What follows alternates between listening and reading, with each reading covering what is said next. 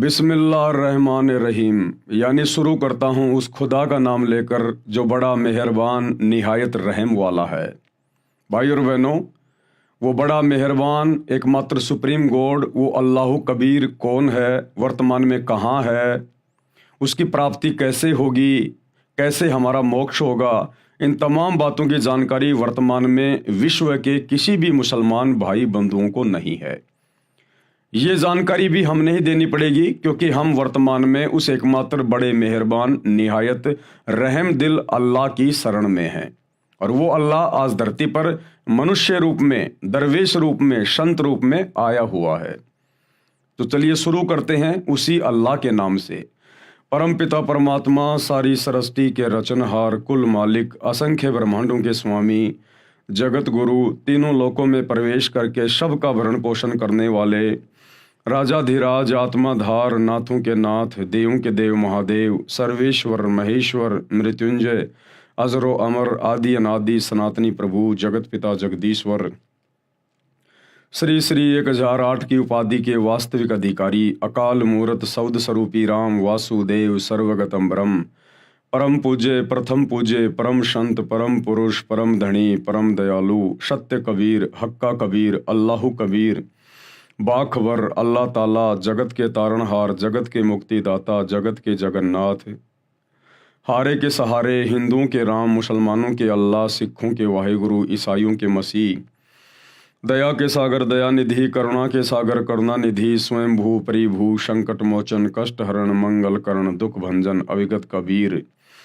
निर्विकार निर्विषम परमात्मा, अलय अलेख सतगुरु, आदि अनादि सतगुरु, असली मर्यादा पुरुषोत्तम, असली राम, असली कृष्ण, असली घनश्याम, असली मुरारी, राजाओं के राजा, महाराजाओं के महाराजा, शहनशाहों के शहनशाह, सम्राटों के सम्राट, भगवानों के भगवान, अल्लाहों के अल्लाह, प्रभुओं के प्रभु, मसीहाओं के मसीह, सच्चे वाहिगुरु, बाबाओं के बाबा, पीरों के पीर, सेठों के सेठ, जगत सेठ, सावड़सा सेठ, सर्वगुण संपन्न, अनंत कोटि कलाओं के स्वामी, अनंत कोटि ब्रह्मांडों के नायक, योगियों में महायोगी, ध्यानियों में महाध्यानी, सिद्धों में परम सिद्ध, ज्ञानियों में तत्व ज्ञानी, ब्रह्म ज्ञानी, महाज्ञानी, परम ज्ञानी, सर्वश्रेष्ठ ज्ञानी, विज्ञानी, युवा कबीर, समरथ कबीर, असमवात, अमित ओजा, सच्चे रहनुमा, करीम अल्लाह, सुभान अल्लाह, दुनिया के अंतिम पैगंबर, 8 सितंबर 1951 से गांव धनाना, जिला सोनीपत, हरियाणा, भारतवर्ष की पावन भूमि पे प्रकट रियल कल की भगवान श्री नारायण साकार हरि, श्री बाबा साहेब नूर अनंत परमात्मा, संत श्रोमणी सतगुरु रामपाल जी परमेश्वर जी के चरण कमल में लाइव वीडियो देख रहे देश विदेश से आप और हम सभी भाई बहनों का अनंत कोटि दंडवत प्रणाम। भाई और बहनों, वो बड़ा मेहरबान निहायत रहम वाला अल्लाह कौन है? वो स्वयं आज संत रूप में भारतवर्ष की पावन भूमि पे प्रकट है और उनका पवित्र नाम है परमपिता परमेश्वर सतगुरु रामपाल जी। यही वो एकमात्र अल्लाह है, खुदा है, सुप्रीम गॉड है, जिसे वर्तमान में मुसलमान समाज के भाई बहनों ने ये कहकर रिजेक्ट कर रखा है कि अल्लाह दिखाई नहीं देता, अल्लाह कभी धरती पर मनुष्य रूप में नहीं आता, अल्लाह खाता नहीं, अल्लाह पीता नहीं, अल्लाह साकार नहीं है, अल्लाह तो बेचून है, निराकार है। ये केवल मुसलमान समाज के भाई बहनों की अपनी खुद की मनमानी थोड़ी है, जबकि कुरान शरीफ, कुरान मजीद चीख चीख के प्रमाण दे रही है, पवित्र बाइबल चीख चीख के प्रमाण दे रही है, चारों वेद और गीता जी चीख चीख के प्रमाण दे रहे हैं कि वो अल्लाह कबीर, वो सुप्रीम गॉड, सर्व का उत्पत्ति करता, सबका पालन पोषण करता, वो साकार है, निराकार नहीं है, वो नर आकार है, मनुष्य के जैसा है, और उसने सभी मनुष्यों को, स्त्री और पुरुषों को अपने जैसे स्वरूप में बनाया है। परमेश्वर हमारे जैसा है, हम परमेश्वर के जैसे हैं। तो ये गलती धर्म के ठेकेदारों की है, मुसलमान धर्म के मुल्ला मौलवियों की, काजियों की, हिंदू धर्म के आचार्य और शंकराचार्यों की, धर्म गुरुओं की, जो अपने धर्म के सदग्रंथों को सही प्रकार से समझ नहीं पाए, क्योंकि उन्हें कोई तत्वदर्शी संत नहीं मिला। और तत्वदर्शी संत वो अल्लाह कबीर स्वयं ही बन के आता है, और जब वो स्वयं यहाँ आकर इन ग्रंथों को पढ़ाता है तब इस जीव की बुद्धि ओन होती है, ये सदग्रंथों में लिखी सच्चाई को पहचान पाता है। तो कमी रही हमारे धर्म के धर्म गुरुओं की, जिनको खुद ज्ञान नहीं था, भला आम समाज को, आम जनता को वे कहाँ से ज्ञानी बना देते। लेकिन आज उस एकमात्र अल्लाह सुप्रीम गॉड इबादई कबीरा, उन्होंने स्वयं धरती पर आकर अपना अनमोल तत्व ज्ञान देकर बच्चे बच्चे को विद्वान बना दिया, बच्चे बच्चे को। और अब उन्होंने अपने कर कमल से पवित्र पुस्तक, एकमात्र आसमानी पुस्तक मुसलमान समाज के लिए, जो अल्लाह ने स्वयं धरती पर आकर अपने कर कमल से लिखी है, मुसलमान नहीं समझे ज्ञान कुरान। अब इस पुस्तक के माध्यम से आप लोगों तक जानकारी पहुंच रही है कि अल्लाह धरती पर है और साकार है, और जितना जल्दी हो सके उनकी शरण में आ जाइए, अन्यथा 2028 युग परिवर्तन का समय है, महाविनाश दरवाजे पे खड़ा है। तो भाई और बहनों, इस पवित्र पुस्तक के ऊपर 5 वीडियो बन चुके हैं, आज हमारा 6 नंबर का वीडियो है। यदि आपने अभी तक पिछले वीडियो नहीं देखे हैं तो आपको ज़रूर देखने चाहिए, क्योंकि उनको देखे बिना आप जी आगे की वीडियो समझ नहीं पाएंगे। तो पिछले वीडियो में गुरुदेव भगवान ने जिक्र किया कि किस प्रकार से सभी धर्मों की पवित्र पुस्तकों में मांस खाने का उस एकमात्र इबादत कबीरा, कबीर परमेश्वर की तरफ से कोई आदेश नहीं है किसी को भी। और यदि मांस खाने का आदेश यदि बाद में इन पुस्तकों में लिखा गया है, चाहे वो मुसलमानों की हो चाहे हिंदुओं की हो, तो इस शैतान के द्वारा, इस डुप्लीकेट अल्लाह के द्वारा, इस काल के द्वारा ये आदेश दिए गए हैं फरिश्तों के माध्यम से। और शैतान के द्वारा जो आदेश दिए गए हैं, उन आदेशों को हमने बिल्कुल भी स्वीकार नहीं करना है। जबकि परमपिता परमेश्वर ने, जिन्होंने सारी सृष्टि की उत्पत्ति की, जो ओरिजिनल अल्लाह है, सुप्रीम गॉड है, जिनके विषय में सूरत फुरकानी 25 आयत नंबर 52 से 59 में कुरान मजीद में लिखा हुआ है कि उस परमेश्वर ने 6 दिन में आसमान और ज़मीन के दरमियान जो भी कुछ था उसको बनाया, और 7वें दिन अपने तख्त पर बैठकर विश्राम किया। तो उस परमेश्वर ने, अल्लाह कबीर ने 6 दिनों में किसी भी आत्मा को मांस खाने का या जीव हत्या करने का कोई आदेश नहीं दिया।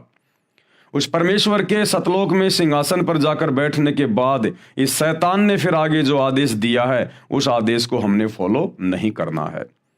और आज गुरुदेव हमें बता रहे हैं कि किसी भी धर्म के किसी भी महापुरुष ने, जो कि धर्म के अगुवा रहे हैं, उन्होंने मांस भक्षण नहीं किया। तो मुसलमान धर्म के जो अंतिम पैगंबर माने जाते हैं हज़रत मोहम्मद जी, उन्होंने अपने जीवन में कभी मांस को छुआ भी नहीं, खाना तो बहुत दूर की बात है।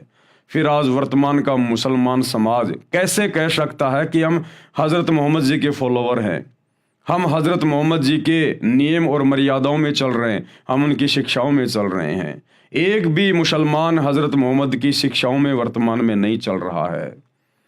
तो गुरुदेव आज बता रहे हैं नबी हज़रत मोहम्मद के विषय में, वो मांस खाया करते थे या नहीं खाया करते थे। ये पवित्र पुस्तक है मुसलमान नहीं समझे ज्ञान कुरान, और इसका पेज नंबर 18+ पार्ट नंबर 6। हज़रत मोहम्मद जी मांस नहीं खाते थे। संत गरीबदास महाराज गांव छुडानी जिला झज्जर हरियाणा वाले ने अपनी अमृतवाणी में भी स्पष्ट किया है कि हज़रत मोहम्मद जी तथा 1,80,000 जो आदम जी से मोहम्मद जी तक नबी हुए हैं, तथा मोहम्मद जी के उस समय अनुयायी मुसलमान थे, उन्होंने मांस नहीं खाया तथा गाय को बिस्मिल यानी हत्या नहीं किया। नबी हज़रत मोहम्मद जी ने अपने जीवन काल में वो 63 वर्ष तक रहे, उसके बाद बीमारी से उनकी मृत्यु हुई।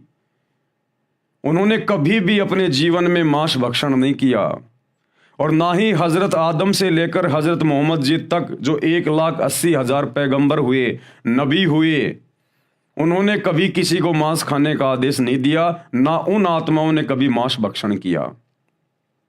और ना ही हज़रत मोहम्मद जी के बाद जो उनके फॉलोवर हुए, ना उन्होंने कभी मांस मिट्टी को हाथ लगाया ना छुआ।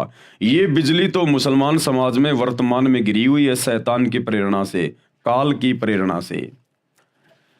नबी मोहम्मद नमस्कार है राम रसूल कहाया, 1,80,000 को सौगंध जिन नहीं करद चलाया। आदरणीय गरीबदास जी क्या कह रहे हैं कि नबी मोहम्मद जी को मेरा सलाम है, मेरा नमस्कार है। जो राम के रसूल कहलाए, राम यानी ये डुप्लीकेट अल्लाह, ये शैतान 21 ब्रह्मांड का स्वामी जो डुप्लीकेट अल्लाह बना हुआ है। मुसलमान धर्म के भाई बंधु जिसे अपना खुदा कहते हैं, अल्लाह कहते हैं, शैतान ये उसके रसूल थे, नबी थे। नबी मोहम्मद नमस्कार है राम रसूल कहाया, और 1,80,000 को सौगंध जिन नहीं करद चलाया। 1,80,000 जितने भी नबी हुए हैं मुसलमान धर्म में, उन्होंने कभी भी छुर्रा नहीं चलाया, कभी किसी जीव की हत्या नहीं की उन्होंने। अरश कुरश में अलह तकत है, अरश कुरश यानी आसमान के अंतिम छोर, शतलोक में अल्लाह यानी उस परमेश्वर कबीर जी का सिंहासन है, तकत है। और खालिक बिन नहीं खाली, ये पूरी सृष्टि उस परमेश्वर की मौजूदगी के बिना खाली नहीं है। वे पैगंबर पाक पुरुष थे, वे जितने भी नबी हुए, पैगंबर हुए, वो तो बिल्कुल पवित्र आत्माएं थी। साहिब के अब्दाली, वो परमात्मा के रसूल थे। भावार्थ, संत गरीबदास जी ने बताया है कि नबी मोहम्मद को मैं प्रणाम करता हूँ, वे तो परमात्मा के रसूल यानी संदेश वाहक थे। उनके 1,80,000 मुसलमान अनुयायी मोहम्मद जी के समय में हुए हैं। 1,80,000 नबी भी बाबा आदम से हजरत मोहम्मद जी तक हुए हैं। मैं गरीबदास जी कसम खाता हूँ कि उन्होंने 1,80,000 नबियों तथा अनुयायियों ने तथा हजरत मोहम्मद जी ने ज्ञान होने के बाद कभी किसी जीव पर करद यानी छुर्रा नहीं चलाया, अर्थात कभी भी जीव हिंसा नहीं की और मांस नहीं खाया। परमात्मा आसमान के अंतिम छोर यानी सभी ब्रह्मांडों के ऊपर के स्थान पर विराजमान है, शतलोक में, परंतु उसकी नजरों से कोई भी जीव छिपा हुआ नहीं है। वह सर्व जीवों को देखता है। वे पैगंबर हजरत मोहम्मद तथा अन्य पवित्र आत्माएं थे, वे परमात्मा के कृपया पात्र थे। हजरत मोहम्मद जी मुसलमान भाइयों को शिक्षा लेने की आवश्यकता है। आज जिस कदर मुसलमान धर्म में हरी सब्जियों की तरह मांस खाया जाता है, शैतान की प्रेरणा से, काल की प्रेरणा से जम के अपने कर्म फोड़े जा रहे हैं। हजरत मोहम्मद जी को आप अपना नबी मानते हैं, रसूल मानते हैं, आपने उनसे शिक्षा लेनी चाहिए। जब हजरत मोहम्मद जी को नबूवत मिली, जब वे पैगंबर मिले, अल्लाह के संदेश वाहक कहलाए, उसके बाद उन्होंने कभी जिंदगी में मांस नहीं खाया, छुआ भी नहीं उन्होंने कभी। उनको पता था कि मांस खाने वाला सीधा नरक में जाता है, अल्लाह का दोषी बनता है। लेकिन भाई और बहनों, सत भक्ति हजरत मोहम्मद जी को प्राप्त नहीं हो पाई। उनको परमात्मा कबीर जी, अल्लाह कबीर जरूर मिले थे जिंदा बाबा के रूप में, लेकिन हजरत मोहम्मद जी ने उनकी भक्ति को सही प्रकार से नहीं निभाया। और ये शैतान, ये डुप्लीकेट अल्लाह, उसने नबी मोहम्मद के ऊपर जो कुरान शरीफ की आयतें नाजिल की या करवाई फरिश्तों के माध्यम से, केवल उसी की साधना में, डुप्लीकेट साधना में लगा रहा, डुप्लीकेट अल्लाह की डुप्लीकेट साधना में लगा रहा, जिस कारण से वो आत्मा जन्नत में नहीं जा पाई, वो आत्मा मोक्ष प्राप्त नहीं कर पाई। और उस डुप्लीकेट अल्लाह की भक्ति करते करते अंत में हजरत मोहम्मद जी की बड़ी दुर्गति से मौत हुई, बड़ी दुर्गति से। अब ये विचार करने की बात है मुसलमान समाज के भाई बंधुओं के लिए, मुल्ला मौलवियों के लिए, कि हजरत मोहम्मद जी ने क्या किया। वो कितने पाक पुरुष थे जिन्होंने कभी मांस को छुआ भी नहीं, और आप लोग सातों दिन हरी सब्जियों की तरह मांस खाते हो। और जब हजरत मोहम्मद जी की ऐसी दुर्गति से मौत हुई, अंत में अकाल मृत्यु, मात्र 63 साल की उम्र में अकाल मृत्यु, तो सोचिए, आप लोग अल्लाह की इबादत तो छोड़ दीजिए, आप तो अपने नबी हजरत मोहम्मद जी की शिक्षाओं पर भी सही प्रकार से नहीं चल पा रहे, तो आप लोगों के साथ में क्या बीतेगी, आप कहाँ जाओगे जब आपके नबी जन्नत में नहीं जा पाए। एक छोटी सी झलक आप लोगों को दिखा देते हैं आप ही की धर्म की पुस्तक से, कि अंत समय में हजरत मोहम्मद जी के साथ में क्या हुआ था, ताकि आप लोगों को विश्वास हो जाए और आप भी हो सकता है ये कुकर्म करने से बचें। तो भाई और बहनों, ये पुस्तक है हजरत मोहम्मद सल्लल्लाहु अलैहि वसल्लम, मोहम्मद इनायतुल्लाह शुबानी, अनुवाद नसीम गाजी फलाही। ये ना मैंने लिखी है, ना मेरे गुरुदेव भगवान ने लिखी है, ये आप मुसलमान धर्म के भाई बहनों के द्वारा लिखी गई है। ये इनके टेलीफोन नंबर हैं। Madina Islamic book depot centre 273 Ramganj Bazaar Jaipur, ये उनके मोबाइल नंबर हैं। मालिक अब्दुल मुजीब है, ये वहाँ से लाई गई है।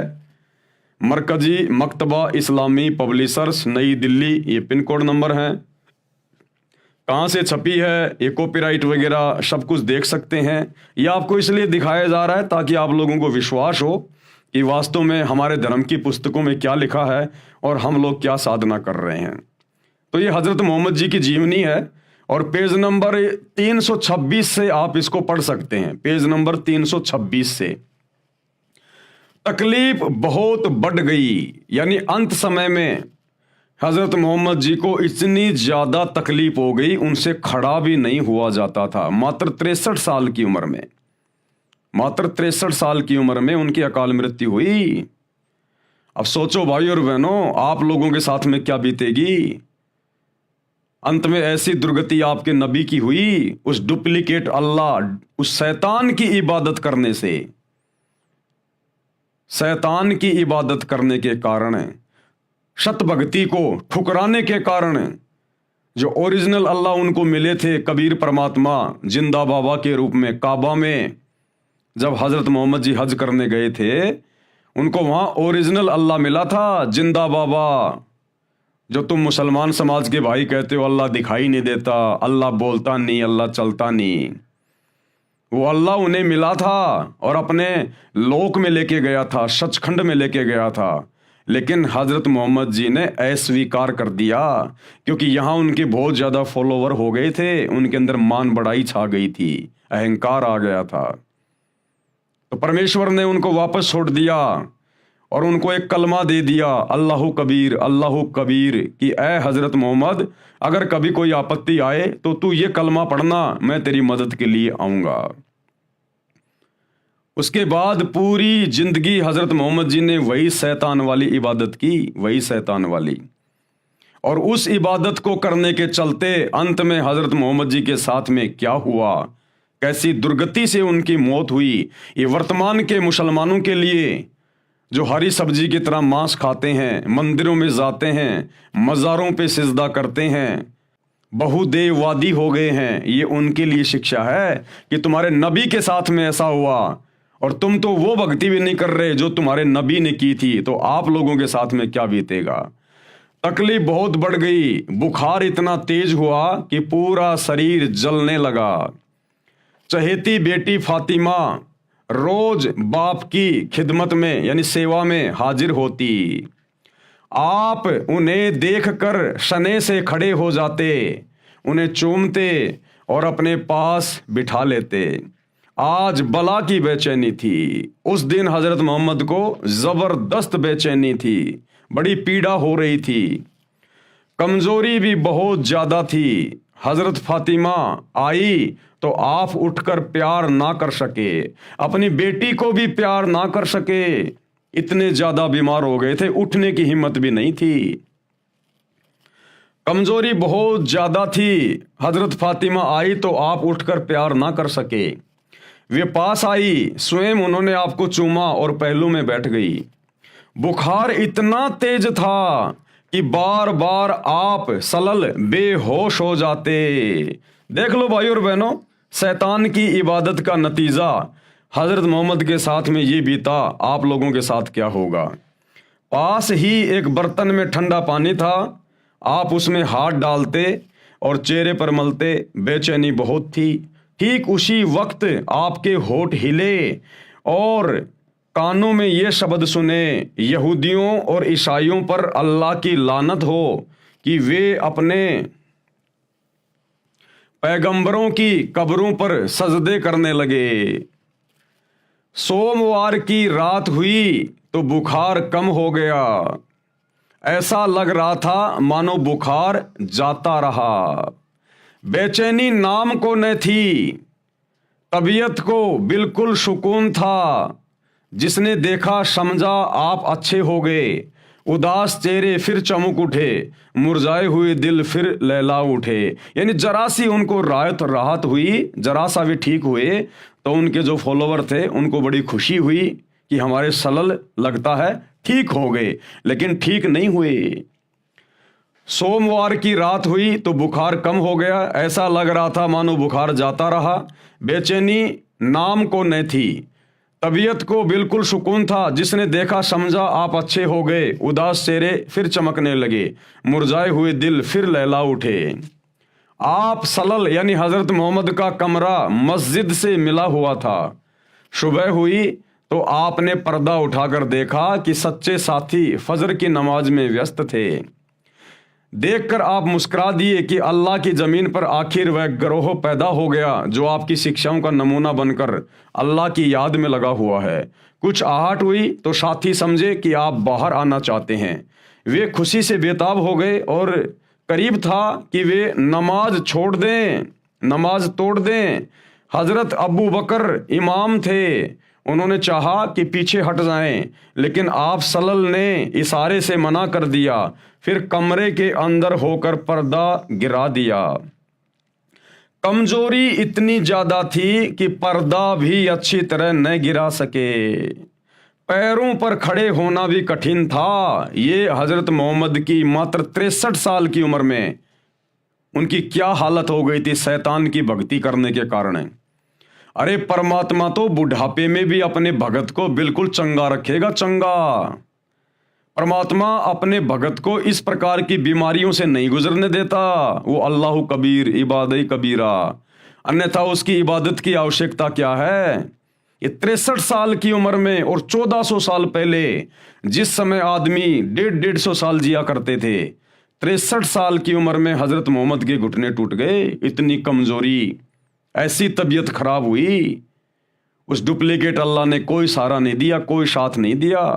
अरे आज तुम्हारा सलमान खान भी 60 साल का हो गया और हट्टा कट्टा लग रहा है, हट्टा कट्टा।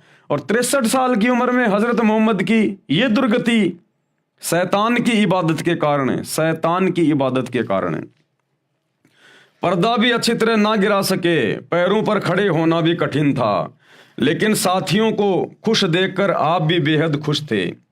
कमजोरी हर क्षण बढ़ती जा रही थी, मौत धीरे धीरे सरकती आ रही थी। आपने बर्तन में ठंडा पानी मांगा, तुरंत पानी पेश कर दिया गया। आप बार बार उसमें हाथ डालते और चेहरे पर मलते। चादर कभी मुख पर डाल लेते, कभी हटा लेते।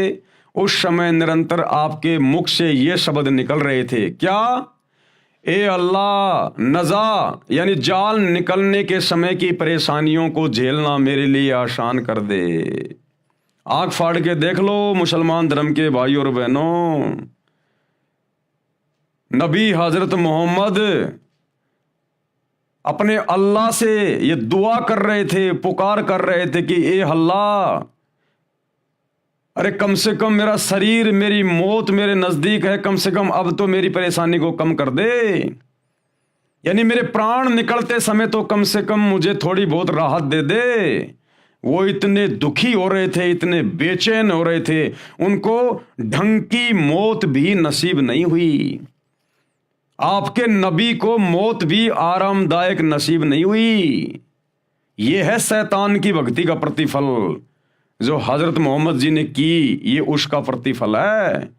और परिणाम भोगा उन्होंने उस सच्चे इबादई कबीरा, कबीर परमेश्वर की भक्ति को ठुकराने का। अंत में अल्लाह से पुकार कर रहा है, मिन्नतें कर रहा है कि मेरी मौत का दिन निकट है, कम से कम मेरी थोड़ी बहुत तो परेशानी कम कर दे, मेरे प्राण तो ढंग से निकल जाएं। लेकिन वो भी ढंग से नहीं निकलने दी वो शैतान ने, डुप्लीकेट अल्लाह ने।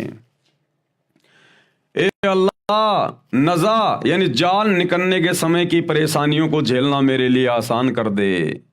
प्यारे बाप की बेचैनी देखकर हजरत फातिमा बेचैन हो गई, उनकी बेटी भी बेचैन हो गई अपने बाप की बेचैनी को देख के। वे खुद ब खुद पुकार उठी। हजरत फातिमा क्या बोली?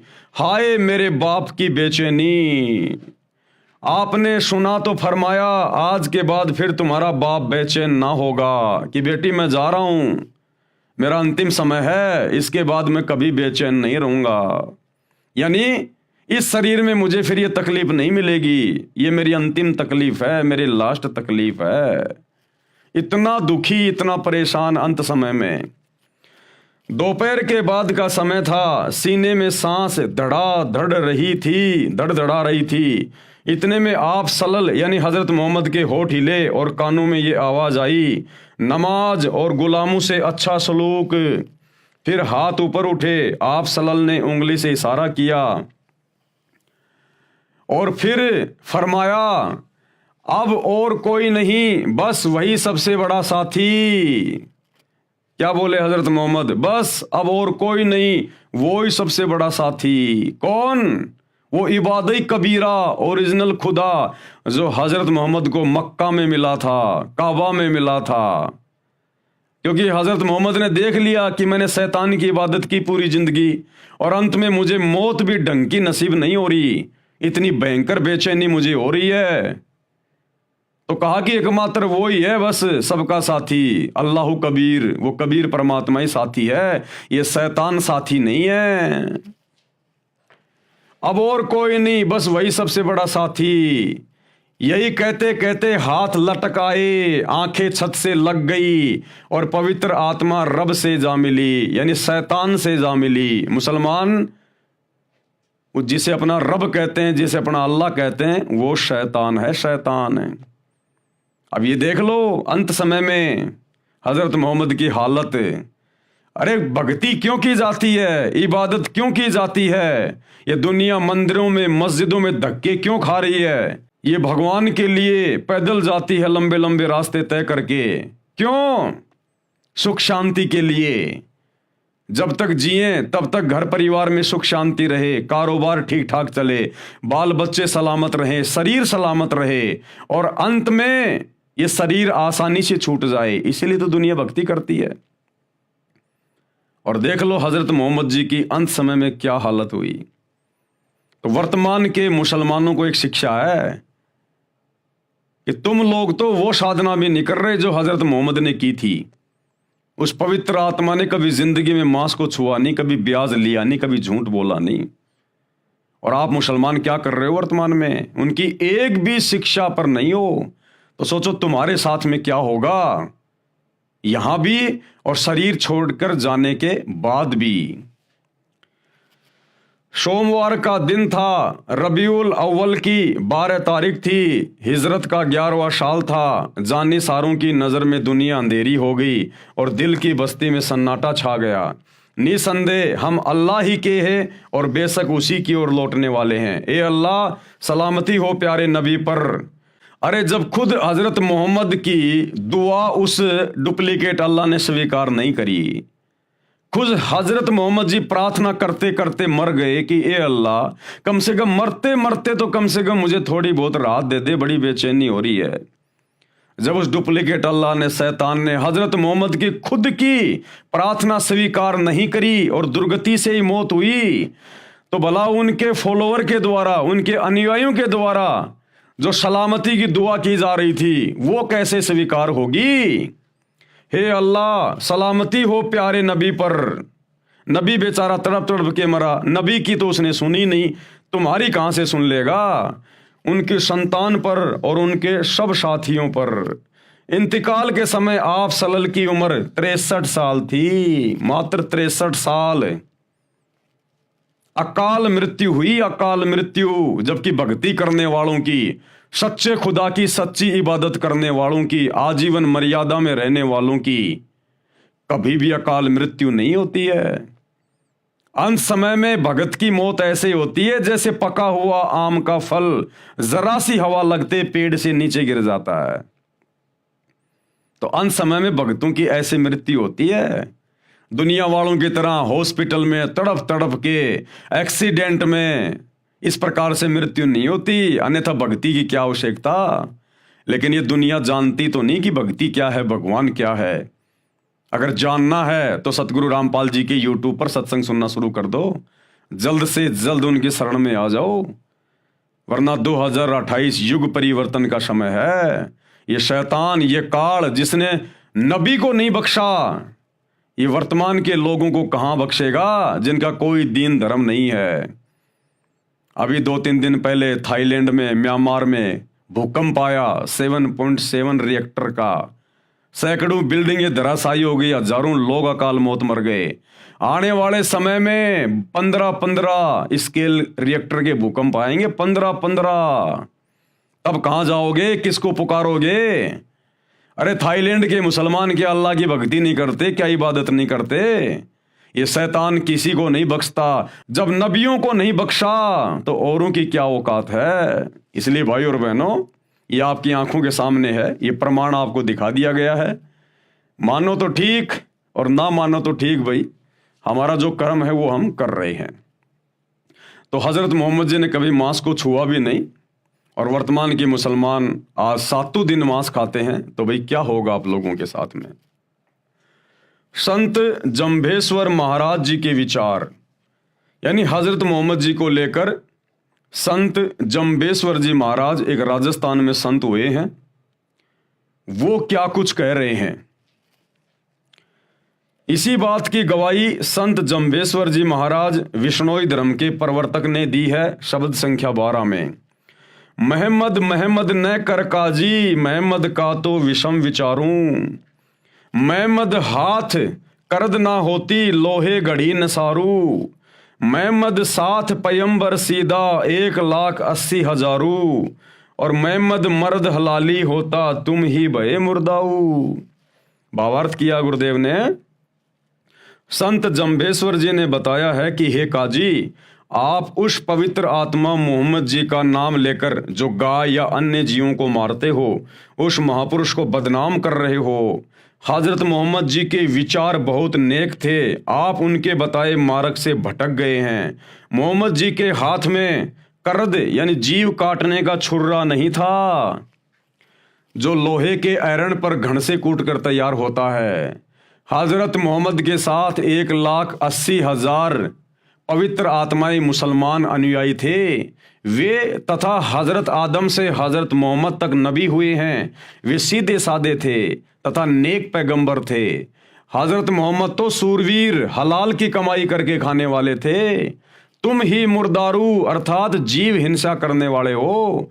आप उस महापुरुष के अनुसार अपना जीवन निष्पाप बनाओ, जीव हिंसा मत करो। संत जंभेश्वर को परमात्मा जिंदा महात्मा के रूप में समराथल में मिले थे। कबीर परमात्मा अल्लाह कबीर संत जंभेश्वर जी को भी मिले थे जिंदा बाबा के रूप में। जैसा कि वेदों में प्रमाण है कि परमात्मा सतलोक में रहता है, वहां से गति करके पृथ्वी पर प्रकट होता है, अच्छी आत्माओं को मिलता है, उनको आध्यात्मिक यथार्थ ज्ञान देता है, कवियों की तरह आचरण करता हुआ पृथ्वी पर विचरता है। जिस कारण से प्रसिद्ध कवियों में भी एक कवि होता है, वह कवि की उपाधि प्राप्त करता है। परमात्मा गुप्त भक्ति के मंत्रों को उद्घृत करता है यानी आविष्कार करता है, जो वेदों व कतेबों आदि आदि पोथियों में नहीं होता। कृपया इन मंत्रों का अनुवाद देखें फोटो कॉपी में इसी पुस्तक के पेज नंबर 140 पर। यह प्रमाण है ऋग्वेद मंडल 9 सूक्त 20 मंत्र 1, ऋग्वेद मंडल 9 सूक्त 86 मंत्र 26 और 27, ऋग्वेद मंडल 9 सूक्त 82 मंत्र 1 और 2, ऋग्वेद मंडल 9 सूक्त 54 मंत्र 3, ऋग्वेद मंडल 9 सूक्त 94 मंत्र 1, ऋग्वेद मंडल 9 सूक्त 95 मंत्र 2, ऋग्वेद मंडल 9 सूक्त 96 मंत्र 17 से 20। जैसा कि पूर्व में लिख दिया है कि हजरत मोहम्मद जी तथा अन्य कई महात्माओं को परमात्मा जिंदा महात्मा के रूप में मिला था, उसी प्रकार महात्मा जंभेश्वर जी महाराज को समराथल में जिंदा संत के रूप में परमात्मा मिले थे। कबीर जी। प्रमाण श्री जंभेश्वर जी की वाणी संख्या 50 का कुछ अंश। दिल दिल आप खुदाए बंद जाग्यो, सब दिल जाग्यो सोई। जो जिंदो हज काबे जाग्यो, थल सिर जाग्यो सोई। नाम विष्णु के मुश्किल गाल रे, ते काफिर शैतानी। हिंदू होय का तीर्थ नावे, पिंड भरावे ते पण रहा इवाणी। तुर्क होए हज काबो धोके, भूल्या मुसलमानी। के पुरुष अवर जागेला, थल जाग्यो निजवाणी। गुरुदेव ने क्या अर्थ किया है? श्री जंभेश्वर महाराज जी ने बताया है कि जो परमात्मा जिंदा महात्मा के रूप में हजरत मोहम्मद जी को काबा यानी मक्का में उस समय मिला था, जिस समय मोहम्मद जी हज के लिए मक्का में बनी मस्जिद काबा में गए थे और उनको जगाया था कि मंदिर मस्जिद आदि तीर्थ स्थानों पर चक्कर लगाने से परमात्मा नहीं मिलता। अरे परमात्मा कोई जानवर थोड़ी है, परमात्मा कोई पशु थोड़ी है जो मुल्ला मौलवियों ने उनको पकड़ के रस्से से मस्जिद में बांध रखा होगा, या पंडितों ने, ब्राह्मणों ने, आचार्य शंकराचार्यों ने उनको मंदिर में कैद कर रखा होगा। परमात्मा तो कण कण में है, सर्व जगह व्याप्त है। परमात्मा प्राप्ति के लिए मंत्र जाप की आवश्यकता है, और वे मंत्र वर्तमान में पूरे विश्व में जो सूर अशूरा 42 आयत नंबर 1 और 2 में ऐन सीन काफ, ये जो 3 मंत्र लिखे हुए हैं, और गीता अध्याय 17 श्लोक 23 में ओम तत् सत, ये 3 मंत्र लिखे हुए हैं। इन तीनों मंत्रों के वास्तविक मंत्र क्या हैं? ये तो केवल कोड वर्ड में है, ऐन सीन काफ ओम तत् सत, लेकिन इनके पीछे वास्तविक मंत्र क्या हैं?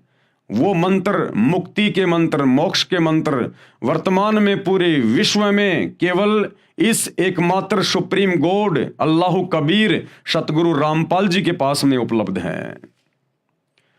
श्री जम्भेश्वर जी महाराज ने फिर बताया है कि वही परमात्मा थलसिर यानी समराथल स्थान राजस्थान प्रांत में आया और मुझे जगाया। ना जाने कितने व्यक्ति और जागेंगे। जैसे मेरा समराथल प्रसिद्ध है, ये मेरी निज वाणी यानी विशेष वचन है। मैंने अपनी अनुभव की खास निज यथार्थवाणी बोलकर समराथल के व्यक्तियों में परमात्मा भक्ति की जागृति लाई है। सत्य से दूर होकर मुसलमान अभी भी काबे में हज करने जाते हैं, वहां धोख लगाते हैं यानी सिजदा करते हैं, पत्थर को सिजदा करते हैं जो व्यर्थ है। इसी प्रकार हिंदू भी तीर्थ पर जाते हैं, भूतों की पूजा करते हैं, पिंड भराते हैं, ये सब व्यर्थ साधना है। कुरान ज्ञान दाता के मांस आहार के विषय में निर्देश। कुरान ज्ञान दाता यानी कुरान का ज्ञान देने वाला। अब कुरान का ज्ञान दिया डुप्लीकेट अल्लाह ने, डुप्लीकेट खुदा ने, इस शैतान ने हजरत मोहम्मद जी को। तो मांस खाने को लेकर इस शैतान ने क्या कुछ फरमान जारी किया है अपनी तरफ से, हम सबके कर्म फुड़वाने के लिए, हमें नरक में ठोकने के लिए, 84 लाख योनियों में गधे कुत्ते शुअर बनाने के लिए, हमें कष्ट देने के लिए इस डुप्लीकेट अल्लाह ने कुरान में कहा, किन किन आयतों में और कैसे कैसे किन किन जानवरों का मांस खाने का आदेश दिया है। ये इसी प्रकार से जीवों को भ्रमित करता है। उस अल्लाह कबीर ने, सुप्रीम गॉड ने कोई मांस खाने का आदेश नहीं दिया, पहले आप जी पढ़ चुके हैं। उसने तो 6 दिन में आसमान और धरती के बीच में जो भी कुछ था उसको बनाया और 7वें दिन तख्त पे जा बैठा। और पवित्र बाइबल में साफ साफ लिखा हुआ है कि उन 6 दिनों में उस अल्लाह ने, सुप्रीम गॉड ने, कबीर जी ने स्त्री और पुरुषों को खाने के लिए क्या आदेश दिया और जानवरों को खाने के लिए क्या आदेश दिया। और उसके तख्त पर जाकर बैठने के बाद इस शैतान ने फिर हमें भ्रमित कर दिया, उल्टे सीधे आदेश देकर, मांस खाने का आदेश देकर। तो जो कुरान का ज्ञान देने वाला है डुप्लीकेट अल्लाह, उसने क्या कुछ लिखा है मांस खाने के विषय में। सूर अल माइदा 5 और आयत नंबर 1, ये डुप्लीकेट अल्लाह, ये शैतान क्या कह रहा है? ऐ लोगो जो ईमान लाए हो यानी मुसलमान बने हो, प्रतिबंधों का पूर्ण रूप से पालन करो यानी मेरी बनाई मर्यादा का पालन करो।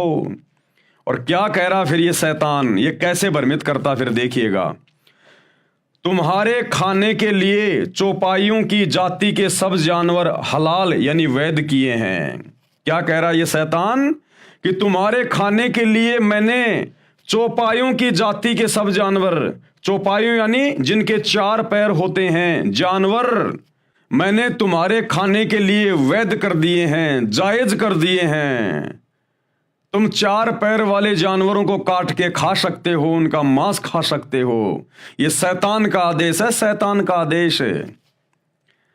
तुम्हारे खाने के लिए चौपाइयों की जाति के सब जानवर हलाल यानी वैध किए हैं, सिवाय उनके जो तुमको आगे चलकर बताएंगे।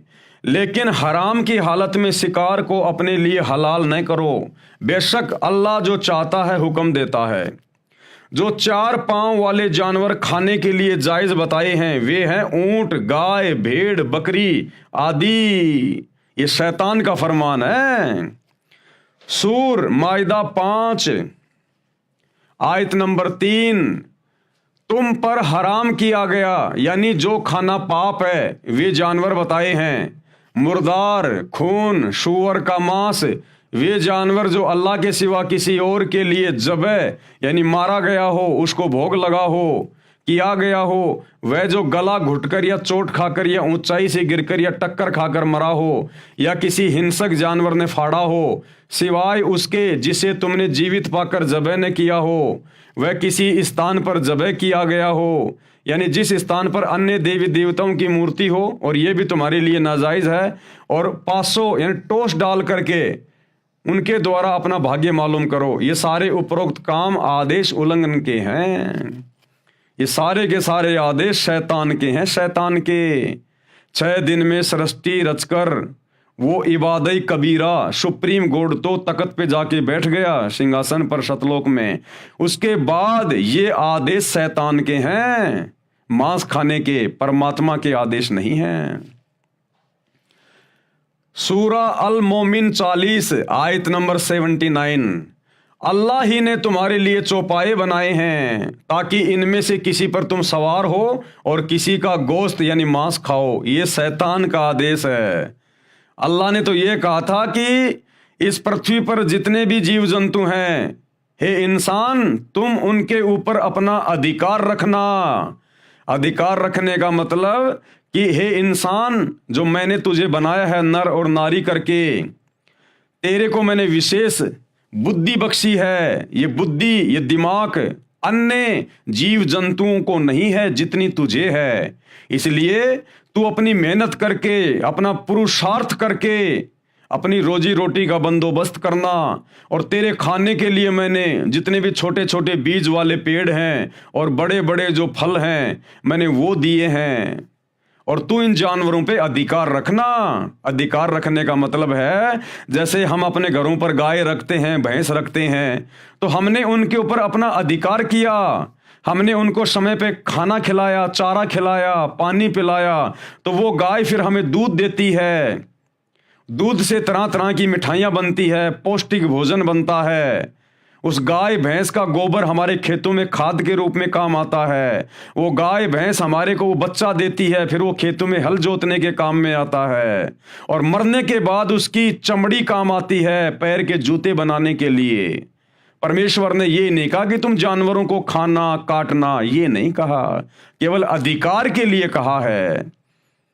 अब जैसे कोई व्यक्ति किसी हॉस्टल में अपने बच्चे को शहर में एडमिशन दिलवा के आ जाए, भाई माता पिता तो 24 घंटे बच्चे के पास रह नहीं सकते, उन्होंने तो गांव में आके अपना काम भी करना है, और बच्चे को कॉलेज में एडमिशन दिलवा दिया और रहने के लिए हॉस्टल में छोड़ के आ गए, और हॉस्टल का जो वार्डन होता है उसको कह दिया कि हम हमारा बच्चा आपके हवाले कर रहे हैं, आप हमारे बच्चे पे अधिकार रखना। अब उस अधिकार का मतलब क्या है कि मेरा बच्चा ढंग से पढ़े, बढ़िया इसके खाने पीने का ध्यान रखना, हम आपको समय पे पैसा देते रहेंगे, आपकी फीस भरते रहेंगे। अधिकार का मतलब ये नहीं कि वो वार्डन अब उस बच्चे को मारे पीटे, उसके साथ में बुरा सलूक करे, उसकी उंगलियां काट काट के खाए। माता पिता ने कहा था कि मेरे बच्चे पर अब आपका अधिकार है, यानी हम तो अपने गांव वापस जा रहे हैं, अब आप इन बच्चों को संभालना, इनकी टेक केयर करना। अधिकार का मतलब ये होता है। तो अल्लाह ने 6 दिन में सृष्टि रची और 7वें दिन तख्त पे जा बैठा, और हम इंसानों को आदेश दे दिया कि बाकी जीवों पे अब तुम अधिकार रखना, यानी तुम इनको प्यार प्रेम से रखना, बढ़िया चारा खिलाना, पानी पिलाना, इनकी सेहत का ध्यान रखना, और ये बदले में तुम्हें दूध देंगे, तुम्हें खाद देंगे, तुम्हें ऊन प्राप्त होगी, इनसे भेड़ बकरियों से तुम्हें ऊन प्राप्त होगी। ये था परमात्मा के कहने का मतलब। अल्लाह ही ने तुम्हारे लिए चौपाए बनाए हैं ताकि इनमें से किसी पर तुम सवार हो और किसी का गोश्त यानी मांस खाओ। लेकिन ये डुप्लीकेट अल्लाह, उस शैतान ने जीव को भ्रमित करने के लिए, उसके कर्म फुड़वाने के लिए ये उल्टे आदेश कुरान में दिए हैं। अब देखिए उस वास्तविक अल्लाह का क्या आदेश है। सर्जनकर्ता का मानव के खाने के लिए निर्देश व आदेश।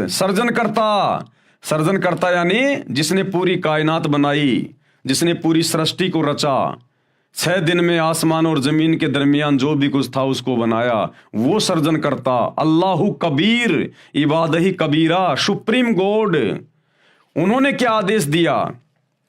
बाइबल ग्रंथ में उत्पत्ति विषय में अध्याय 1 व 2 में, उत्पत्ति अध्याय 1:26, फिर परमेश्वर ने कहा कि हम मनुष्यों को अपने स्वरूप के अनुसार अपनी समानता में बनाएं, यानी इंसान को मैं अपने जैसा ही बना रहा हूं, और वे समुद्र की मछलियों और आकाश के पक्षियों और घरेलू पशुओं और सारी पृथ्वी पर सब रेंगने वाले जंतुओं पर जो पृथ्वी पर रेंगते हैं अधिकार रखें। खाने का आदेश नहीं दिया, अधिकार का आदेश दिया है। जैसे हमारे घर में ऊंट है तो ऊंट पर हमारा अधिकार है, हम ऊंट को खरीद के लेके आते हैं, अब उस पर हमारा अधिकार हो गया। हम उसको खेत में काम में लेंगे, हल जोतेंगे, उससे हमारी फसल पैदा होगी, उस फसल से हमारे परिवार का पालन पोषण होगा। इस प्रकार अधिकार रखने के लिए कहा था अल्लाह कबीर ने, परमेश्वर ने। और देखिए, आपको एक छोटा सा बाइबल से भी आप भाई बहनों को दिखा देते हैं ताकि किसी भी प्रकार की शंका ना हो किसी को। ये बाइबल है, ये बाइबल भी उसी शैतान के द्वारा हज़रत ईसा के ऊपर नाजिर हुई थी। ये बाइबल है, आप जी देख सकते हैं, आपकी आंखों के सामने है। ये पवित्र बाइबल अर्थात पुराना और नया धर्म नियम, ये कहाँ से छपी हुई है देख लीजिएगा। यही बाइबल आपको हर पास्टर के हाथ में मिलेगी, आपको हर एक चर्च में मिलेगी, हर एक मसीह के पास में मिलेगी।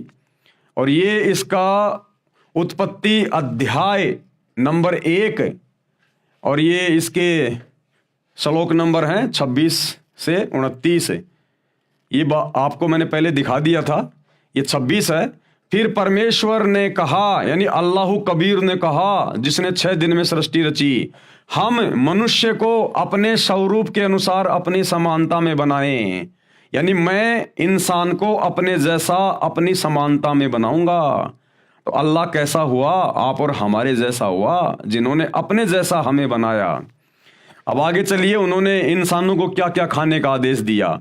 ये वचन नंबर 29, फिर परमेश्वर ने उनसे कहा, सुनो, जितने बीज वाले छोटे छोटे पेड़ सारी पृथ्वी के ऊपर हैं, जितने बीज वाले छोटे छोटे पेड़, इंसानों को कहा परमेश्वर ने, जब नर और नारी करके उनको उत्पन्न किया, फिर उनको खाने के लिए क्या आदेश दिया कि सुनो, पृथ्वी पर बीज वाले जितने भी छोटे छोटे पेड़ पौधे हैं, यानी जौ, ज्वार, मक्का, बाजरा, गेहूं, ये अन्न बीज वाले छोटे छोटे पेड़ हैं।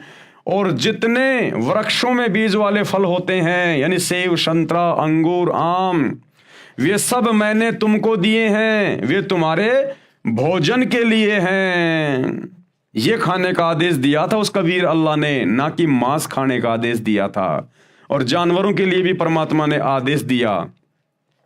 और जितने पृथ्वी के पशु और आकाश के पक्षी और पृथ्वी पर रेंगने वाले जंतु हैं, जिनमें जीवन का प्राण है, यानी जिनमें आत्मा है, उन सब के खाने के लिए सब हरे हरे छोटे पेड़ दिए हैं। इन जानवरों के लिए, जीव जंतुओं के लिए, इनको खाने के लिए छोटे छोटे पेड़ पौधे दिए हैं, हरे भरे। ये आदेश है अल्लाह कबीर का। उन्होंने तो जानवरों को भी मांस खाने का आदेश नहीं दिया, लेकिन शैतान की प्रेरणा से, शैतान के प्रभाव से आज इंसान भी जानवर से बदतर हो गया, जानवर से बदतर। इसलिए भाई और बहनों, ये आपत्तियां आने वाले समय में 2028 जो युग परिवर्तन का दौर है, ये ऐसे इंसानों को झेलनी पड़ेंगी जो उस परमेश्वर के वचन को तोड़कर और शैतान के वचन को ज्यादा महत्व दे रहे हैं। अधिकार रखने से तात्पर्य है कि मानव अन्य प्राणियों से बुद्धिमान बनाया है, जो सब प्राणियों को काबू कर सके। इनको खाने का निर्देश नहीं है। जैसे सर्कस में शेर भी होते हैं, हाथी भी होते हैं, चीता भी होता है, भालू भी होते हैं। तो सर्कस वाला क्या करता है, उसने उन सब के ऊपर अपना अधिकार कर लिया और अब उनसे खेल दिखा दिखा के वो 2 पैसे कमा रहा है। तो अधिकार का मतलब ये होता है कि तुम उनकी टेक केयर करो और वो तुम्हें फायदा पहुंचाएं, नफा पहुंचाएं। और खाने के लिए परमात्मा ने सबको ये छोटे छोटे बीज वाले पेड़, फल, ये आदेश दिया परमात्मा ने, किसी जीव की हत्या करने का नहीं दिया। उत्पत्ति 1 श्लोक 27, तब परमेश्वर ने मनुष्यों को अपने स्वरूप के अनुसार उत्पन्न किया, नर नारी करके उसने मनुष्य की सृष्टि की। परमेश्वर ने मनुष्यों को आशीष दी और उनसे कहा, फूलो फलो और पृथ्वी के ऊपर भर जाओ। मनुष्यों के भोजन के लिए निर्देश जो अभी आपने बाइबल में देख लिया कि उस अल्लाह कबीर ने, सुप्रीम गॉड ने इंसानों के भोजन के लिए क्या निर्देश दिए। उत्पत्ति अध्याय 1 श्लोक 29, फिर परमेश्वर ने उनसे यानी मनुष्यों से कहा, सुनो, जितने बीज वाले छोटे छोटे पेड़ सारी पृथ्वी के ऊपर हैं, यानी बाजरा, ज्वार, गेहूं, चावल, चना, मक्का, काजू, बादाम, पिस्ता आदि आदि, और जितने वृक्षों में बीज वाले फल होते हैं, आम, अमरूद, जामुन, केले, अंगूर, वे सब मैंने तुमको दिए हैं, वे तुम्हारे भोजन के लिए हैं। अभी आपने बाइबल में देख लिया। उत्पत्ति अध्याय 1 श्लोक 30, और जितने पृथ्वी के पशु और आकाश के पक्षी और पृथ्वी पर रेंगने वाले जंतु हैं, जिनमें जीवन के प्राण हैं, उन सब के खाने के लिए मैंने हरे हरे छोटे पेड़ दिए हैं, और वैसा ही हो गया। उत्पत्ति अध्याय 1 श्लोक 31, बाइबल में क्या लिखा है, तब परमेश्वर ने जो कुछ बनाया था देखा तो क्या देखा कि वो बहुत अच्छा है। तब सांझ हुई, फिर भोर हुआ, इस प्रकार 6वां दिन हो गया।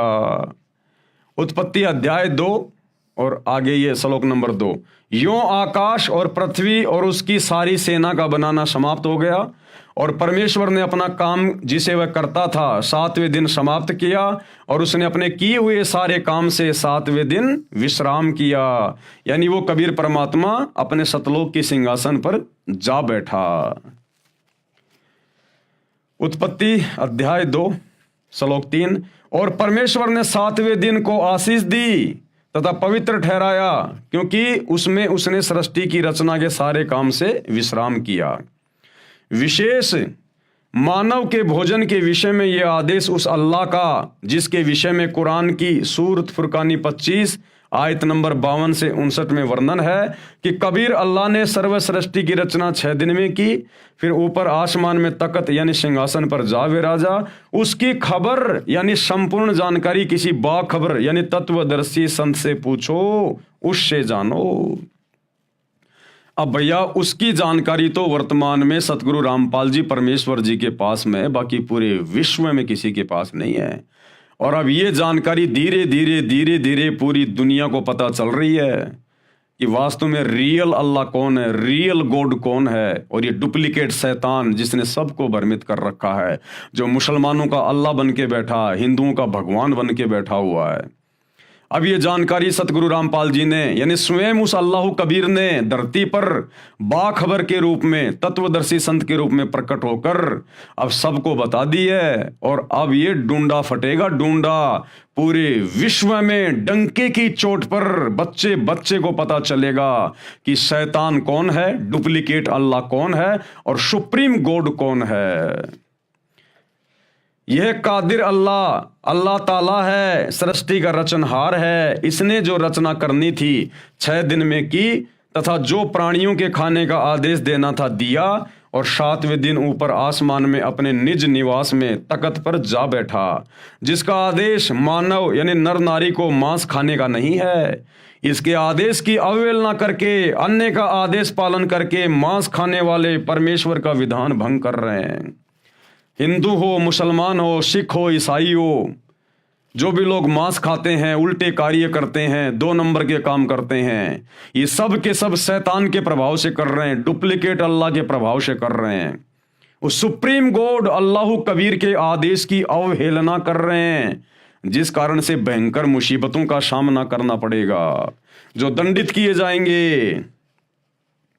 विशेष बाइबल के इस कथन से सिद्ध होता है कि सृष्टि रचना करने वाले ने अपने वचन से अनेकों स्त्री पुरुषों मनुष्यों की उत्पत्ति की थी, तथा अनेकों पशु पक्षियों तथा पृथ्वी व जल के जीव जंतुओं की उत्पत्ति की थी। जैसे कहा है कि बाइबल उत्पत्ति 1 अध्याय 25, छठे दिन इस प्रकार परमेश्वर ने पृथ्वी के जाति जाति के वन पशुओं को और जाति जाति के भूमि पर रेंगने वाले सब जंतुओं को बनाया। उत्पत्ति अध्याय 1 श्लोक 26 और 27। तब परमेश्वर ने मनुष्यों को अपने स्वरूप के अनुसार उत्पन्न किया, यानी खुदा ने हमें अपने जैसा बनाया, यानी भगवान हमारे जैसा है, इंसान जैसा। नर नारी करके मनुष्यों की सृष्टि की, जो बाइबल में आगे वर्णन है। यह परले के बाद का है। फिर भी हमने मांस न खाने वाला प्रकरण समझना है। इससे स्पष्ट है कि पूर्ण ब्रह्म यानी कादिर अल्लाह यानी परमेश्वर का आदेश मानव को मांस खाने का नहीं है। मांस खाने से पाप लगता है, भयंकर दोषी बनता है, दंड का अधिकारी बनता है। आगे पढ़े विस्तृत वर्णन। अल्लाह के तख्त पर जाने के पश्चात काल ब्रह्म ने इसमें पुनः मानव रचना की। अब वो कादिर अल्लाह, कबीर अल्लाह जिसने 6 दिन में सृष्टि रची, वो तो सिंहासन पर सतलोक में जाके बैठ गया। उसके बाद फिर इस शैतान ने, डुप्लीकेट अल्लाह ने, इसने फिर अपने तरीके से इंसानों की और उत्पत्ति की अपने भोजन के लिए। सबसे पहले इसने दुर्गा के साथ में शारीरिक संबंध बना के, क्योंकि दुर्गा इस काल की पत्नी है शैतान की, और इसने दुर्गा के माध्यम से 3 पुत्रों की उत्पत्ति की, ब्रह्मा विष्णु महेश की। ब्रह्मा सबसे बड़ा बेटा है, उससे छोटा विष्णु, उससे छोटा शंकर जी। इन तीनों की उत्पत्ति करके ये काल, ये शैतान अपने 21वें ब्रह्मांड में ब्रह्मलोक में जाके बैठ गया गुप्त, और कहा कि दुर्गा अब मैं किसी को दर्शन नहीं दूंगा, और इन तीनों बेटों के माध्यम से तू मेरे भोजन का बंदोबस्त कर, आगे सृष्टि की उत्पत्ति करवा, नर और नारी पैदा करवा, और मेरे भोजन का इंतजाम करो, क्योंकि इसको प्रतिदिन 1 लाख मनुष्य शरीरधारी स्त्री पुरुषों को खाने का आदेश मिला हुआ है, श्राप लगा हुआ है इसको परमात्मा की तरफ से। तो ये ब्रह्मा जी के माध्यम से संतान उत्पत्ति करवाता है, क्योंकि ब्रह्मा जी रजोगुण प्रधान है, रजोगुण का देवता है। आज इस पृथ्वी पर जितने भी जीव हैं, चाहे इंसान हो चाहे पशु पक्षी हो, जो संतान उत्पन्न करने की जो प्रेरणा होती है, विषय वासना, ये ब्रह्मा जी के कारण होती है।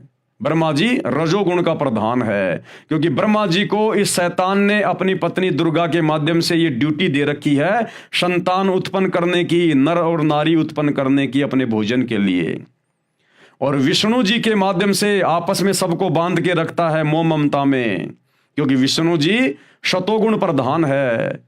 और फिर शंकर जी के माध्यम से लड़ाई झगड़ा करवा के, मार पिटाई करवा के, एक्सीडेंट में जैसे भी है, फिर ये लोगों की मृत्यु करवाता है, क्योंकि शंकर जी तमोगुण के प्रधान देवता हैं। अल्लाह के यानी उस कबीर परमेश्वर के तख्त पर जाने के बाद काल ब्रह्म ने यानी शैतान ने इसमें दोबारा मानव रचना की। उसका वर्णन आगे है। काल ब्रह्म ने अपने तीनों पुत्रों ब्रह्मा, विष्णु तथा शिव को यहाँ का संचालक बनाया है।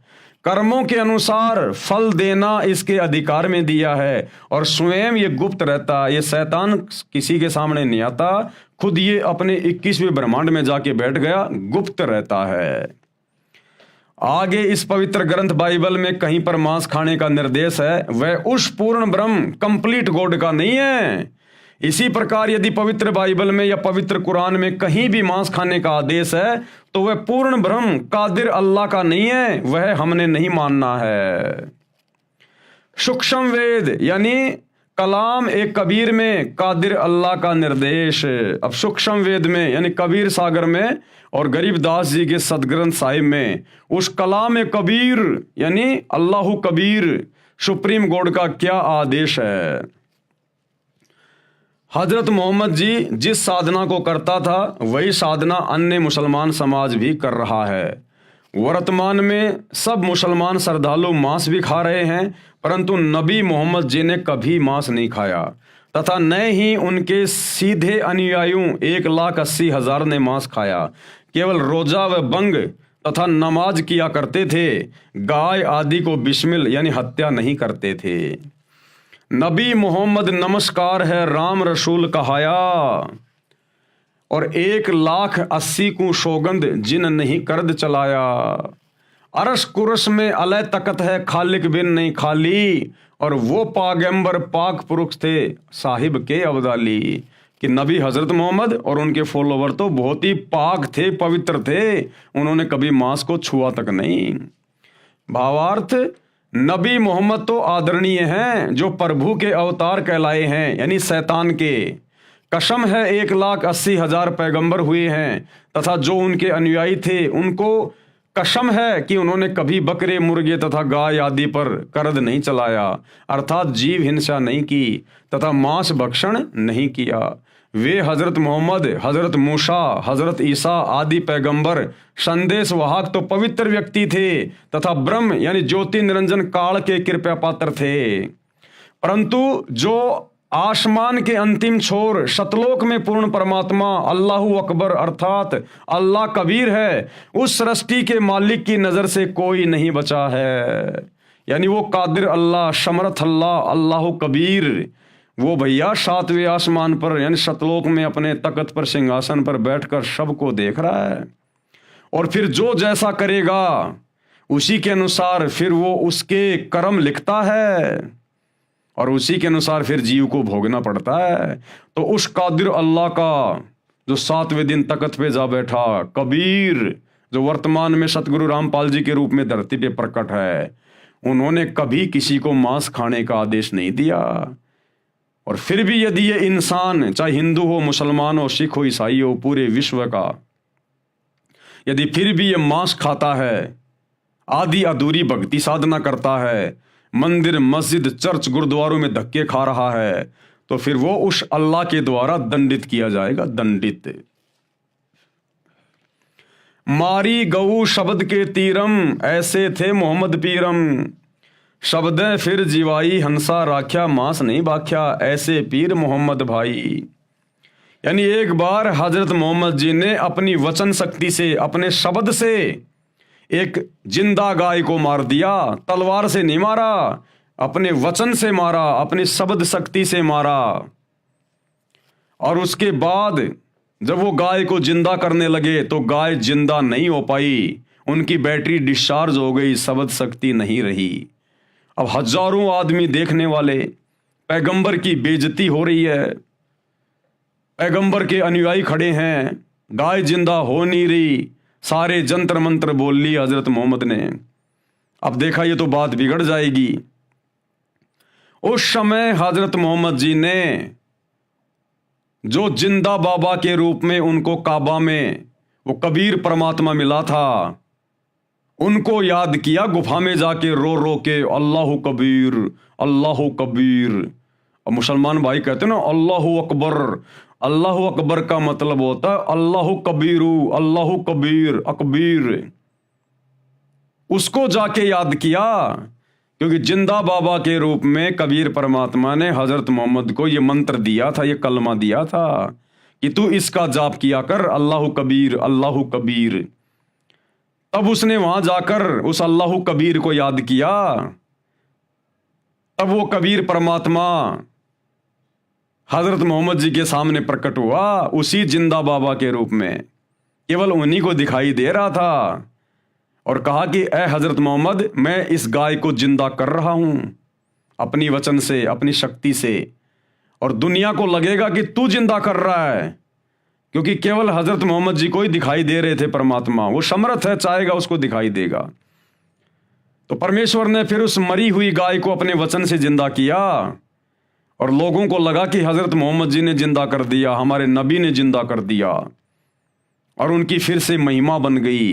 क्योंकि परमात्मा चाहता कि लोग भक्ति पे लगे रहें, और ये शैतान, ये डुप्लीकेट अल्लाह चाहता है कि लोग भक्ति से बिल्कुल पीछे हट जाएं।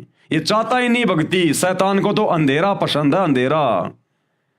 वो चाहता कि ये उल्टी सीधी साधना करते रहें, मांस मिट्टी खाते रहें और मेरे मुंह में जन्मते रहें, मरते रहें, आते रहें। और वो अल्लाह, वो कादिर अल्लाह, समर्थ अल्लाह, अल्लाहु कबीर चाहता है कि ये आत्माएं किसी भी तरह से भक्ति पे लगी रहें। और इस वर्तमान समय तक, जो वर्तमान में समय चल रहा है ना, ये भक्ति का युग है, ये भक्ति युग है। ये इस समय वो अल्लाह धरती पर संत रामपाल जी के रूप में बिल्कुल प्रत्यक्ष आया हुआ है। इस समय तक परमात्मा ने हम आत्माओं को धर्म से जोड़ के रखना था। हमारे को मनुष्य जन्म देने थे परमात्मा ने, और इस समय वो शत भक्ति देकर आज हमें पूर्ण मोक्ष का अधिकारी बना देगा, पूर्ण मोक्ष का अधिकारी। अन्यथा शैतान तो धरती से भक्ति का नामो निशान समाप्त करना चाहता है, नामो निशान। तो जैसे वो गाय जिंदा हुई, लोगों को लगा कि हजरत मोहम्मद जी ने जिंदा कर दी, हजरत मोहम्मद जी ने जिंदा कर दी, उनकी महिमा बन गई। अब हजरत मोहम्मद जी के शरीर छोड़कर जाने के 400-500 साल बाद में जो मुसलमान धर्म के जो ठेकेदार थे, जगह जगह जो इनकी जो संस्थाएं बन गई थी, इन्होंने एक निर्णय लिया कि क्यों ना हम उस दिन को मनाना शुरू कर दें यादगार के रूप में, जिस दिन हमारे नबी ने मरी हुई गाय को जिंदा किया था। तो सबने अपनी सहमति व्यक्त कर दी कि बहुत अच्छी बात है ये तो सभी लोगों ने क्या किया, जिस दिन हजरत मोहम्मद जी ने उस गाय को अपने वचन से मारा था और परमात्मा ने जिंदा किया था, उस दिन हजारों जगहों पर गाय काटने की शुरुआत कर दी कि इस बहाने हमारे को वो दिन याद रहेगा। तो हजारों जगह जहां जहां भी ये मुसलमान थे, इनकी जो संस्थाएं थी, वहां इन्होंने गाय काटनी शुरू कर दी। लेकिन ये गाय को खाया नहीं करते थे, मांस उस समय भी कोई नहीं खाता था, मुसलमान बड़ी नफरत करते थे। गाय को केवल काटना शुरू कर दिया उस दिन की याद बनाए रखने के लिए, और गाय को काट के फिर उसको जंगल में डाल के आ जाते थे। यह सिलसिला काफी लंबे समय तक चलता रहा। आगे चलकर एक समय भयंकर अकाल पड़ गया, अकाल, खाने को दाना भी नहीं मिल रहा लोगों को, और उसी समय उनका वो गाय काटने वाला दिन आ गया। अब हजारों जगह उन्होंने गाय काटी और जंगल में जाके फेंक के आ गए।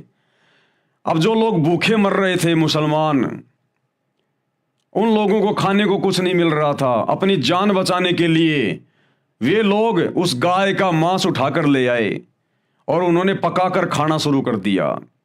अन्य लोगों ने, मुसलमानों ने देखा तो कहा ये तो बड़े निकम्मे आदमी हैं, इन्होंने तो अपना धर्म भ्रष्ट कर लिया, इन्होंने मांस खा लिया।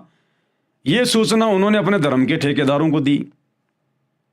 अब इस प्रकार की सूचना जगह जगह से आने लग गई कि साहब वहां भी मांस खा लिया, वहां भी मांस खा लिया, वहां भी मांस खा लिया। अब कोई 2, 4, 5 होते तो उनको कोई सजा भी देते।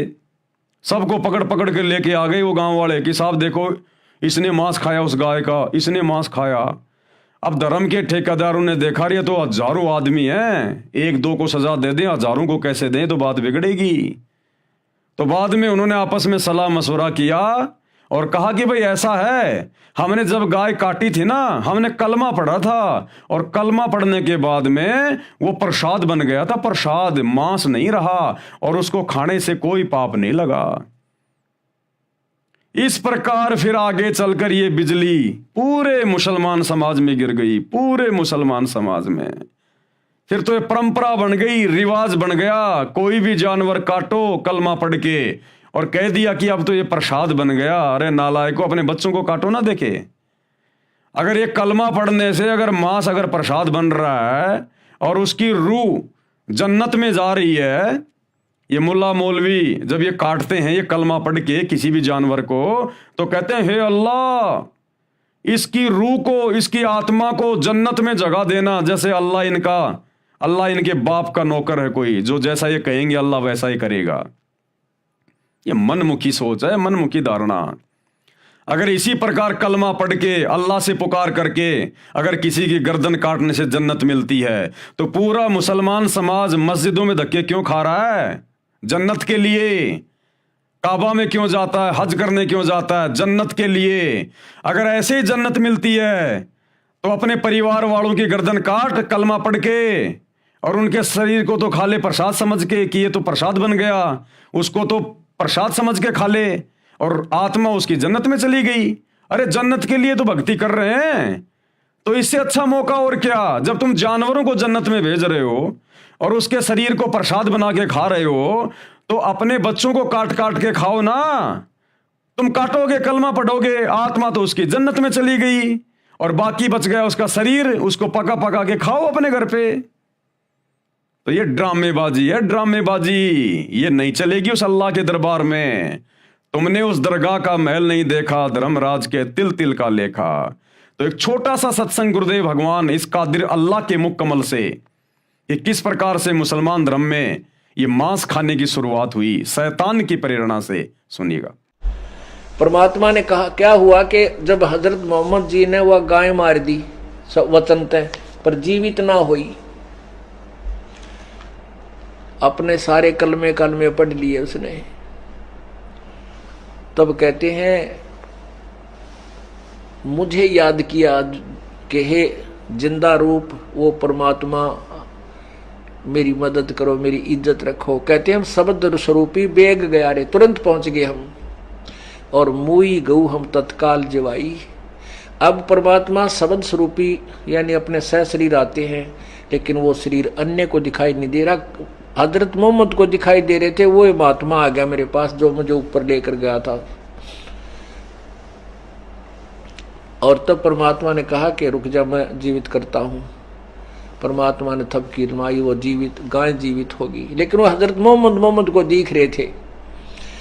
हजरत मोहम्मद को परमात्मा ने कह दिया था कि ये लोग समझेंगे कि तूने ही जीवित कर दी है, मैं इनको दिखाई नहीं दे रहा हूं। तब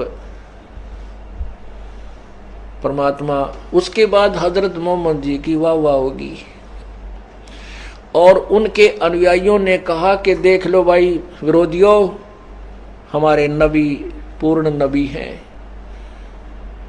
अब उसके कुछ हजरत मोहम्मद जी के जीव यानी शरीर प्राण त्याग जाने के उपरांत कई वर्षों 400-500 वर्ष के बाद तक, कुछ दिनों के बाद कुछ मुसलमान लोगों ने इकट्ठा होकर के एक स्कीम बनाई कि भी हमारे हजरत मोहम्मद जी ने जिस दिन गाय मार कर जीवित की थी उस दिन को मनाया करेंगे।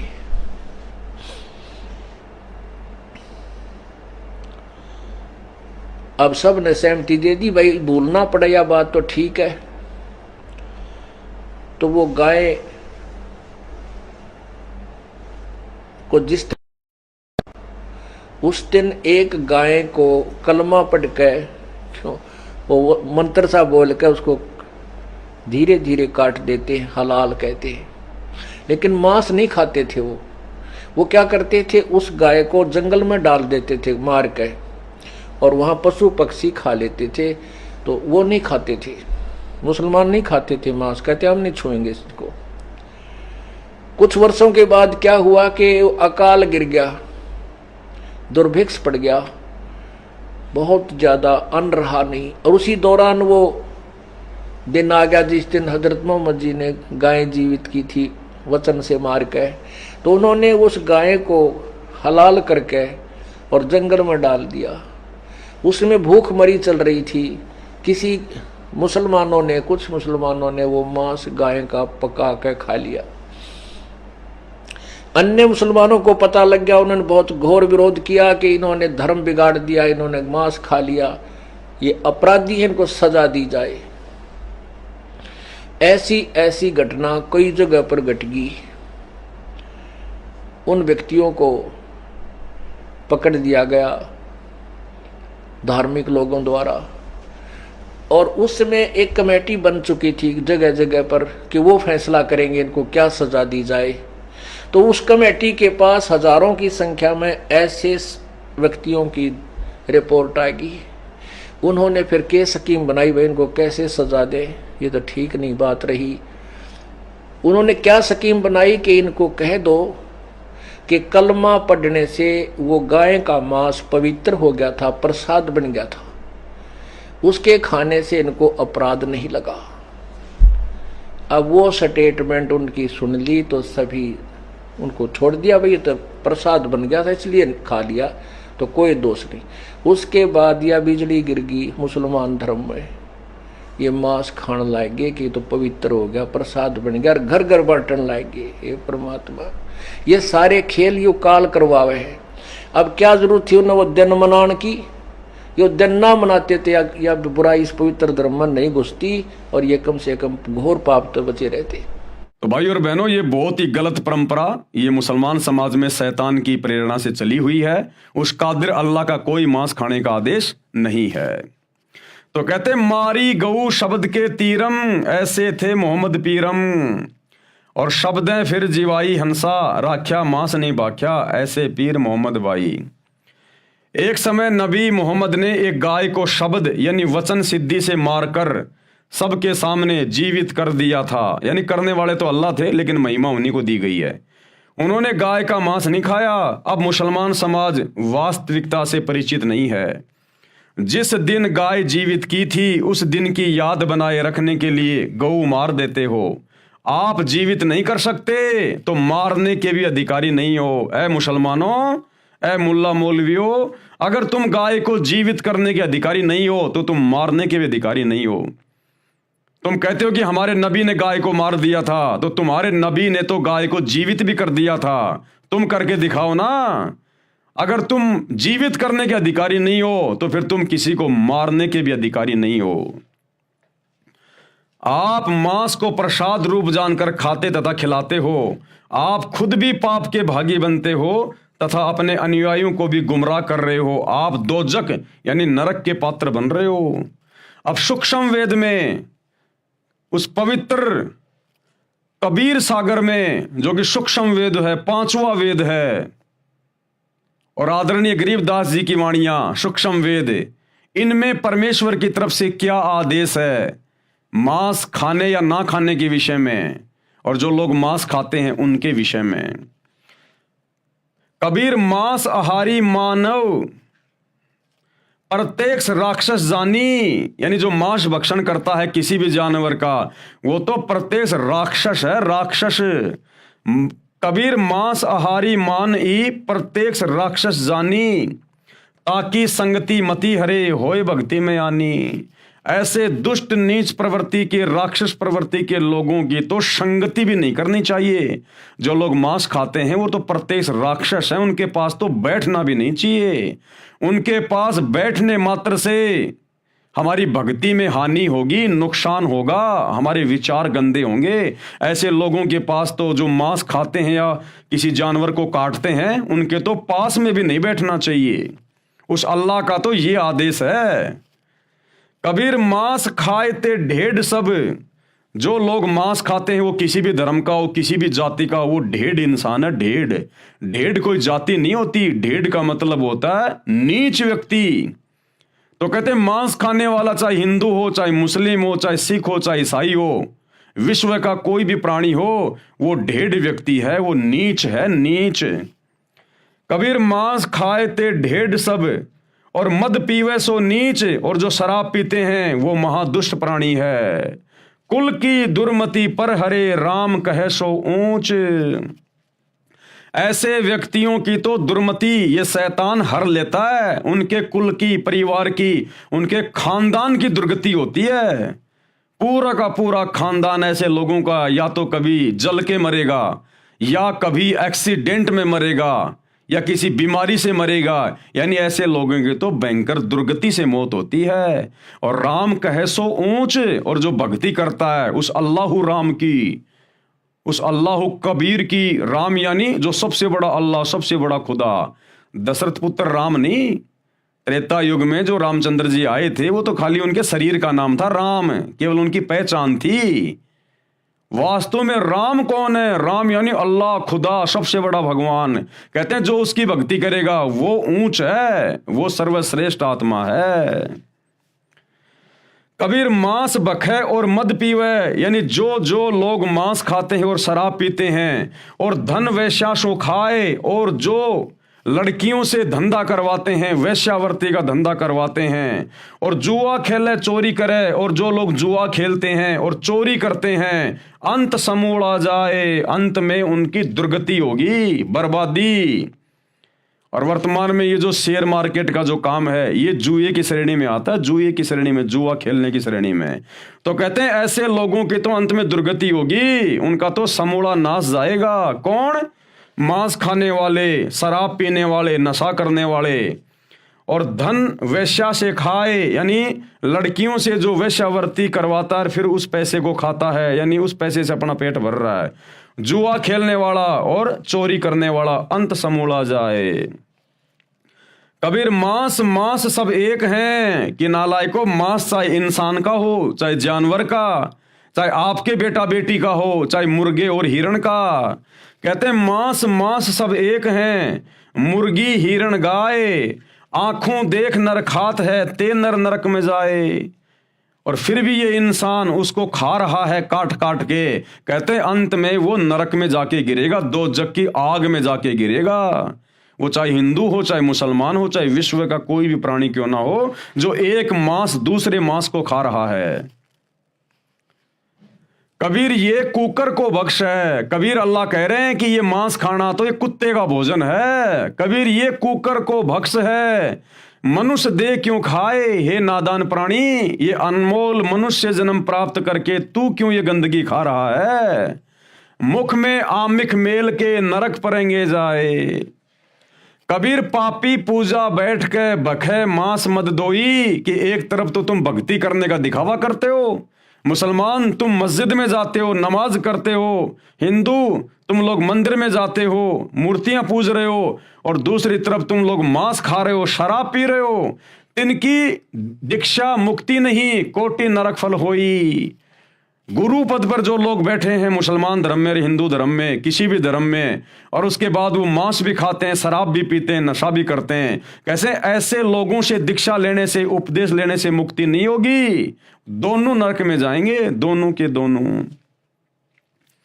कबीर जीव हने हिंसा करे, यानी जीव हत्या करता है, प्रकट पाप सिर होए, उसके सिर पर तो पाप रखा जा रहा है।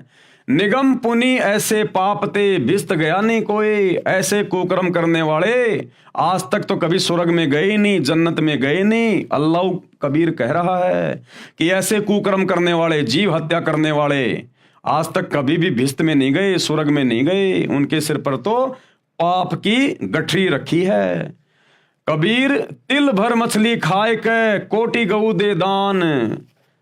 कबीर अल्लाह कह रहा कि अगर किसी ने तिल भर भी मछली खा ली, यानी तिल भर भी मांस खा लिया, चाहे तुम 1 करोड़ गाय दान कर दो, तुम्हारा वो पाप नहीं उतर सकता। अब सोचिए जो लोग रोजाना मांस खा रहे हैं, बकरे बकरे काट के, मुर्गियां काट के, उनके साथ में क्या बीतेगी। उस अल्लाह कबीर का तो ये आदेश है कि तिल भर मछली खाए के, तिल के दाने जितने भी अगर आपने मछली खा ली, कोई भी मांस का टुकड़ा खा लिया, चाहे तुम 1 करोड़ गाय दान कर दो, तुम्हारा वो पाप नहीं उतरेगा। और काशी करोत ले मरे तो भी नरक निदान। भले फिर तुम काशी में करोत लेके मर जाना, तुम्हारा वो पाप नहीं उतरेगा।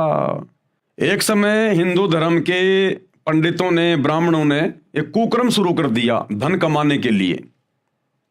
इन्होंने कहा कि भगवान विष्णु की तरफ से हमारे को एक आदेश आया है। इन्होंने आरा लगा दिया वहां पर काशी में, जैसे वो लकड़ी काटने का आता ना था ऐसा, और कहा कि जो अपनी गर्दन कटवाएगा यहां आकर, वो सीधा स्वर्ग में जाएगा, बैकुंठ में जाएगा। तो जो बेचारे श्रद्धालु थे, उस समय बेचारे अनपढ़ हुआ करते थे, इन पंडितों पर, मुल्ला मौलवियों पर आंख बंद करके विश्वास किया करते थे। तो उन बुजुर्गों ने कहा कि बेटाओ देखो, वैसे भी हमारी मृत्यु का दिन आ गया, हम बुजुर्ग हो गए, और क्यों ना हम वहां पर काशी में जाके वो करोत लेके अपना शरीर त्याग दें, हमारी गति हो जाए।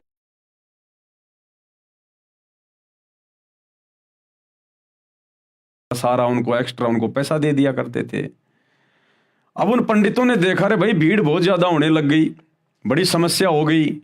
उसके बाद उन्होंने एक आरा लगा दिया वहां पर गर्दन काटने का, और कहा कि भगवान विष्णु की तरफ से हमें आदेश आया है, अगर किसी ने जल्दी भिस्त में जाना है, स्वर्ग में जाना है, तो आरे से गर्दन कटवा लो। और भैया आरे से गर्दन कटवाने के थोड़े पैसा एक्स्ट्रा लगेंगे।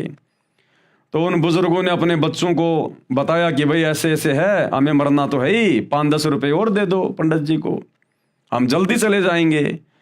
तो उन लोगों ने, उन स्वार्थी पंडितों ने, उन धर्म के ठेकेदारों ने शैतान की प्रेरणा से, काल की प्रेरणा से वहां पर इंसानों को काटना शुरू कर दिया, इंसानों को काटना। तो कबीर परमात्मा कहते हैं अगर तूने तिल भर भी मांस खा लिया, चाहे तू 1 करोड़ दान कर देना गायें, और चाहे तू काशी में जाके वो करोत लेके अपने गर्दन कटवा के मर जाना, तो भी तेरे को बैकुंठ नहीं मिलेगा, घोर दंड का भागी बनेगा। कबीर तिल भर मछली खाए कह कोटि गऊ दे दान, काशी करोत ले मरे तो भी नरक निदान, नरक में जाएगा। कबीर बकरी पाती खात है ताकि काडी खाल, और जो बकरी को खात है तिनका कौन हवाल। कबीर परमात्मा अल्लाह कबीर मांस खाने के विषय में हम नर और नारियों को चेता रहे हैं कि ए मूर्खो, इस शैतान के प्रभाव में आके जो तुम ये कुकर्म कर रहे हो ना, उस अल्लाह का क्या आदेश है कि बकरी पाती खात है ताकि काडी खाल, कि नादानो विचार करो, बकरी शाकाहारी जानवर होता है, बेचारी घास फूस खा के किसी का दिल नहीं दुखाती, कोई हत्या नहीं करती, बेचारी सारा दिन घास फूस खा के अपना पेट भरती है, और उस बकरी की भी अंत में खाल उतारी जाती है। बकरी पाती खात है यानी वो तो बेचारी घास फूस खा के अपना पेट भर रही है, शाकाहारी है, और उसकी भी अंत में खाल उतारी जाती है, दुर्गति से उसकी मौत होती है। बकरी पाती खात है ताकि काडी खाल, और जो बकरी को खा रहे हैं उनका क्या होगा हवाल। और नालायक, तुम तो मांस खा रहे हो, तुम तो उस बकरी को खा रहे हो, सोचो तुम्हारा अंत में क्या होगा। जब घास फूस खाने वाली बकरी का ये हाल हो रहा है तो बकरी को खाने वालों का क्या हाल होगा। परमात्मा हमें डरा रहे हैं सच्चाई बताकर। तो मुसलमान भाइयों, हिंदू भाइयों, जिस भी धर्म के भाई बहनों जो मांस खाते हैं, विचार कर लेना, इतनी भयंकर सजा मिलेगी परमात्मा के दरबार में जो कुकर्म तुम कर रहे हो। कबीर मुल्ला तुझे करीम का कब आया फरमान, कि हे मुल्ला, हे मौलवी, जो तू मांस काट रहा है ना, प्रसाद बना के बांट रहा है, तुझे उस करीम अल्लाह का, उस दयालु अल्लाह का तुझे कब ये आदेश आया। घट फोड़ा घर घर बांटा साहब का निशान। हे मुल्ला, हे मौलवी, हे काजी, तुझे उस करीम अल्लाह की तरफ से, अल्लाह कबीर की तरफ से कब आदेश आया ये जीव हत्या करने का, जो तू जीव काट काट के, ये कलमा पढ़ पढ़ के तू ये प्रसाद रूप में बांट रहा है। कबीर काजी का बेटा मुआ उर में साल पीर। कबीर परमात्मा कहते हैं, हे काजी, अगर तेरा बेटा मर जाता है तो तेरे हृदय में बहुत ज्यादा पीड़ा होती है, तकलीफ होती है। वह साहब सबका पिता भला न माने वीर, और वो साहब, वो अल्लाह तो सबका पिता है। कि मुल्ला, जब तेरा बेटा मर जाता है तो तुझे कितनी पीड़ा होती है, और वो साहब, वो कबीर अल्लाह तो सबका पिता है, गधे का, सूअर का, बकरी का, भेड़ का, इंसान का। और तू उस कबीर अल्लाह की आत्माओं को काट काट के खा रहा है, उसके बेटा बेटियों को काट काट के खा रहा है, वो कितना दुखी हो रहा होगा। ए मुल्ला, ए मौलवी, ए मांस खाने वालों, तुम्हारे साथ में क्या बीतेगी अंत में। कबीर पीर सबन को एक सी मूर्ख जाने नाही। कबीर अल्लाह कह रहे हैं कि सबको एक जैसी पीड़ा होती है, चाहे बकरी हो, चाहे चींटी हो, चाहे हाथी हो, चाहे इंसान हो, सबके अंदर आत्मा है, सबका एक जैसा ही शरीर है अंदर, सबको पीड़ा होती है। देखिए, अपने बेटे का कोई नाखून उतार के खा के दिखाए। जो बकरी का गला काट देते हैं, गाय काट देते हैं, सूअर काट देते हैं, उस अल्लाह के बच्चों को मार मार के खा रहे हो, अपने बच्चे की उंगली काट के खा के दिखाओ कोई। तो कहते हैं पीड़ा सबको एक जैसी होती है।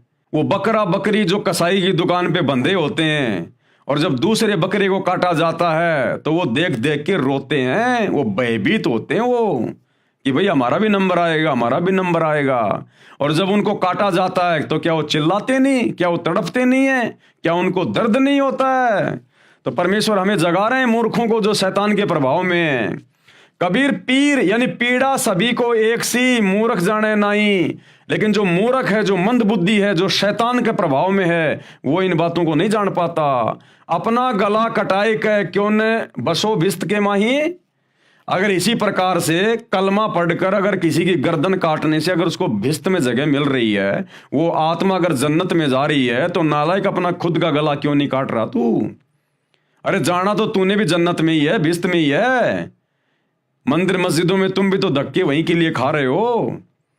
अगर इसी प्रकार से अगर भिस्त मिलता है, स्वर्ग मिलता है, जन्नत मिलती है, तो नालायक अपना भी गर्दन काट और अपने परिवार की भी काट। कबीर मुर्गी मुल्ला से कहे जब करत है क्यों ही। वो मुर्गी यानी कोई भी जानवर जब वो काटता है तो वो मुर्गी उस मुल्ला से कह रही है कि मुझे जबरन क्यों मार रहा है, मुझे क्यों मार रहा है। साहब लेखा मांगसी संकट पड़ी है तो ही। अरे वो परमात्मा, वो साहेब, वो अल्लाह जब तू शरीर छोड़ के जाएगा वो हिसाब लेगा कि तूने मेरी आत्माओं को क्यों मारा, तेरे को किसने अधिकार दिया, तूने क्यों मांस खाया। कहते हैं उस समय तेरे लेने के देने पड़ जाएंगे मुल्ला। उस समय क्या जवाब देगा उस दरगाह में? तुमने उस दरगाह का महल नहीं देखा, धर्मराज का तिल तिल का लेखा। तो वो मुर्गी उस मुल्ला से कह रही है कि बेटा वहां तेरे लेने देने पड़ जाएंगे, अल्लाह के सामने तू क्या जवाब देगा फिर? कबीर जोर करी जब है करे, यानी जबरदस्ती करके और तुम उनकी हत्या कर रहे हो, और मुख से कहे हलाल कि हमने तो इनको हलाल कर दिया, हलाल कर दिया। अरे साहब लेखा मांगसी तब होसी कौन हवाल। जब वो परवरदिगार तेरे से लेखा मांगेगा, तेरा हिसाब किताब करेगा, तब वहां पर तेरी कौन रक्षा करेगा, तब तेरा कौन हवाल होगा वहां पर। उस दिन की सोच डर। कबीर जोर किया जुल्म है मांगे जवाब खुदाए।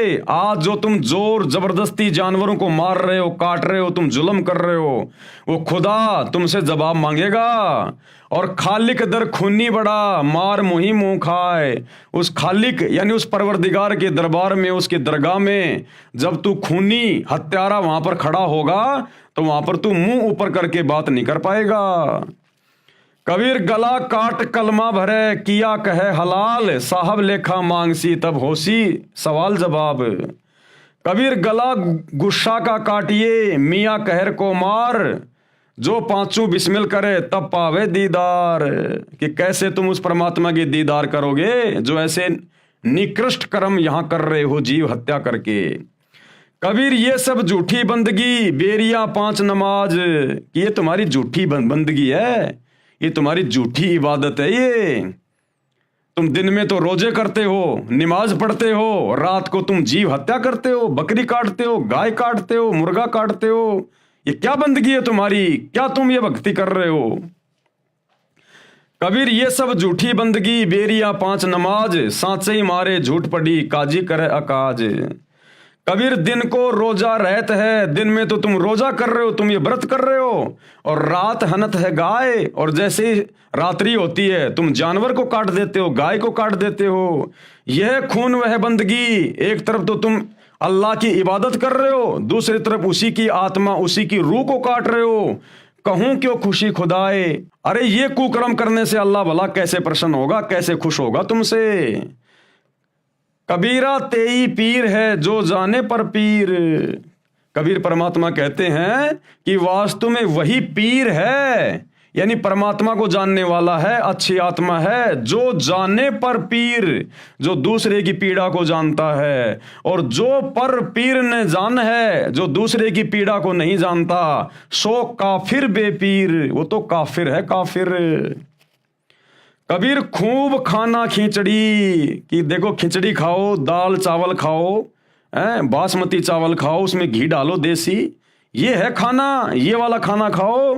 कबीर खूब खाना खिचड़ी माही पड़ी टुकलोन, और मांस पराया खाए के गला कटावे कौन। नालायक ये जानवरों का मांस काट के तू खा जाता है, कहते हैं तेरा भी गला काटा जाएगा, ये तुझे इसका हिसाब किताब देना पड़ेगा। बदला कहीं न जात है 3 लोक के माही। कबीर कहता हूं कहीं जात हूं कहा जो मान हमार। कबीर अल्लाह कह रहा है, वो समर्थ परमात्मा, कि मैं तुमसे कह रहा हूं भाई मेरी बात मानो, और जाका गला तुम काट हो, जिसका आज तुम गला काट रहे हो, गर्दन काट रहे हो, सो फिर काटे तुम्हार, वो फिर एक दिन तुम्हारा गला काटेगा। आज चाहे मुल्ला हो, मौलवी हो, हिंदू हो, कोई भी हो, और जो आज जीव हत्या कर रहा है या फिर मांस खा रहा है बाहर से ला ला के, अगले जन्म में उस मुल्ला मौलवी ने जितने भी जानवर काटे हैं, बकरे काटे हैं, मुर्गे काटे हैं, वो बकरे और मुर्गे तो बनेंगे मौलवी, मुल्ला, कसाई, और वो कसाई मुल्ला मौलवी बनेगा अगले जन्म में मुर्गा, बकरी, और इसी प्रकार से फिर अपना गला कटवाना पड़ेगा। ये यहाँ का रूल है, यहाँ का नियम है। तो परमात्मा कहते हैं, कबीर कहता हूं कहीं जात हूं कहा जो मान हमार, और जिसका गला तुम काट रहे हो सो फिर काटेगा तुम्हारे। कबीर हिंदू के दया नहीं, मेहर तुरक के नाही। कबीर परमात्मा कह रहे हैं कि हिंदू के हृदय में बिल्कुल भी दया नहीं है जो मांस खाते हैं, और मेहर तुरक के नाही, और तुर्क यानी मुसलमान के भी बिल्कुल मेहर नहीं है, दया नहीं है। कहे कबीर दोनों गया लख 84 माही। ऐसा कुकर्म करने वाला चाहे हिंदू हो चाहे मुसलमान हो, दोनों 84 लाख योनियों में जाएंगे, गधे कुत्ते बन के अपना कर्म भोगेंगे। कबीर मुसलमान मारे कर्द से, यानी मुसलमान कहता है हम तो झटके से नहीं मारते, हम तो हलाल करते हैं, धीरे से गला काटते हैं, दर्द नहीं होता। तो कबीर परमात्मा कहते हैं बेटा चाहे धीरे से काट और चाहे झटके से काट, वो आत्मा तो मरी गई। क्या कहते हैं? कबीर मुसलमान मारे कर्द से और हिंदू मारे तलवार। हिंदू कहते हैं हम तो एक झटके में काट देते हैं, दर्द ही नहीं होने देते। और कहे कबीर दोनों मिले जहे जम के द्वार। कहते हैं चाहे धीरे मारो चाहे झटके से मारो, चाहे हलाल करो चाहे तलवार मारो, तुम दोनों के दोनों नालायक परमात्मा के दरबार में नीची गर्दन करके खड़े होगे। वहां पर तुम्हारे को लेने देने पड़ जाएंगे उस परमात्मा के दरबार में। दोनों कहां मिलेंगे? जम के द्वार है। उपरोक्त अमृतवाणी में कबीर खुदा यानी कबीर परमेश्वर ने समझाया है कि जो व्यक्ति मांस खाते हैं, शराब पीते हैं, सत्संग सुनकर भी बुराई नहीं त्यागते, उपदेश प्राप्त नहीं करते, उन्हें तो साक्षात राक्षस जानो, राक्षस।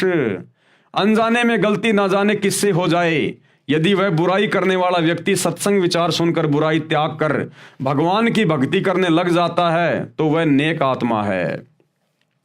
यानी जब तक आपको सतगुरु रामपाल जी परमेश्वर जी का ज्ञान नहीं है, इस सच्चे अल्लाह का ज्ञान नहीं है, जब तक आप इनकी शरण में नहीं आते हैं, तब तक आपने जो भी कुछ किया वो आपने एक प्रकार से अनजाने में किया। यदि आप सतगुरु रामपाल जी की शरण में आ जाते हैं और अपनी सत भक्ति शुरू कर देते हैं, वो कुकर्म छोड़ देते हैं, तो परमेश्वर तुम्हारे पिछले सारे कुकर्मों को माफ कर देगा। ये समर्थ है, और आगे तुम्हें ज्ञान ऐसा दे देगा जिंदगी में तुम कभी चींटी को भी नहीं सताओगे। और भाई यदि तुम सतगुरु रामपाल जी की शरण में आए नहीं और तुमने जितनी भी जीव हत्या की हैं, भैया तुमने फिर अपना वो भोग भोगना पड़ेगा। उतनी बार तुमने वो जानवर बनने पड़ेंगे जितने जानवरों के तुमने गले काटे हैं। वह चाहे किसी भी जाति व धर्म का हो, जो मांस आहार तथा सुरापान त्याग कर यानी नशा करना छोड़कर प्रभु भक्ति नहीं करता, वह तो ढेढ़ यानी नीच व्यक्ति है। मांस खाए ते ढेढ़ सब और मद पीवे सो नीच। चाहे किसी जातीय धर्म का हो, भावार्थ है कि उच्च कर्म करने वाला उच्च है तथा नीच कर्म करने वाला नीच है। जातीय धर्म विशेष में जन्म मात्र से ऊंच नीच नहीं होता। अगर कोई ब्राह्मण ये कहता है कि मैं तो ऊंची जाति का हूं, और अगर वो मांस खाता है, शराब पीता है, जुआ खेलता है, चोरी करता है, झूठ बोलता है, तो वो सबसे बड़ा नीच है, सबसे बड़ा नीच है। और जिसको लोग नीच समझते हैं, छोटी जाति वाले, वो अगर ये जीव हत्या करना छोड़कर मांस वगैरह नहीं खाता, शराब नहीं पीता, चोरी जारी नहीं करता और भगवान की भक्ति करता है, तो उस ब्राह्मण से लाख गुना ऊंच है वो, लाख गुना ऊंच। यानी जाति से कोई ऊंचा नीचा नहीं होता, कर्मों से लोग ऊंचे नीचे होते हैं। जाति या धर्म विशेष में जन्म मात्र से ऊंच नीच नहीं होता। जिन भक्तों ने उपदेश ले रखा है, अब देखो भाई और बहनों ध्यान से सुनना, आप और हम जितने भी सतगुरु रामपाल जी परमेश्वर जी के इस अल्लाह कबीर के फॉलोवर हैं, भगत हैं, हमारे लिए परमात्मा कितनी अच्छी शिक्षा दे रहे हैं। क्या कह रहे हैं गुरुदेव? ये जितने भी प्रकार के लोग जो इस प्रकार के कुकर्म कर रहे हैं ना, ये कोई मांस खा रहा है, कोई शराब पी रहा है, कोई बीड़ी पी रहा है, कोई हुक्का पी रहा है, कोई तमाकू पी रहा है, कोई राजनीति कर रहा है, हमें गुरुदेव भगवान ने, अल्लाह कबीर ने ऐसे लोगों के पास में बैठने से भी मना किया है। क्या कह रहे हैं? जिन साधकों ने यानी भक्तों ने उपदेश ले रखा है, उन्हें उपरोक्त प्रकार के बुराई करने वालों के पास नहीं बैठना चाहिए, जिससे आपकी भक्ति में बाधा पड़ेगी। अब बताओ भाई, सतलोक आश्रमों से जुड़े हुए भाई बंधु, गुरुदेव का परिवार, उनके बेटा बेटी, भाई बंधु, रिश्तेदार, अब बताओ इन लोगों ने आनंदपाल जैसे गुंडों की सीबीआई जांच करवाई, उनके साथ में बैठे, उनके धरनों पर, उनकी रैलियों में। हरियाणा के जाट आरक्षण में लाखों भक्तों को जाटों के धरने पे बैठाया, करोड़ों रुपया भक्तों का चंदे के रूप में दिया। अब बताओ भाई और बहनों, गुरुदेव के दोनों लड़के जाट महासभा में जाके जाटों की धर्मशाला का उद्घाटन कर रहे हैं, नेताओं के साथ बैठ के खा रहे हैं, पी रहे हैं। अरे वो तो जगत के लोग हैं भैया, वो तो मांस भी खाते हैं, शराब भी पीते हैं। उक्का तो हरियाणा के जाटों का कभी बंद ही नहीं होता। और गुरुदेव मना कर रहे हैं कि भक्तों ने ऐसे लोगों के पास में बैठना ही नहीं चाहिए जो मांस खाते हैं, शराब पीते हैं, तम्बाकू पीते हैं, नहीं तो तुम्हारी भक्ति बिगड़ेगी। ये आदेश हो गया भगवान का। तो सोचिए आप और हम सत्सेवक भाई बहन जिनको गुरुदेव ने साथ संगति से जोड़ दिया, हम तो ऐसे लोगों की शक्ल देखना भी पसंद नहीं करते।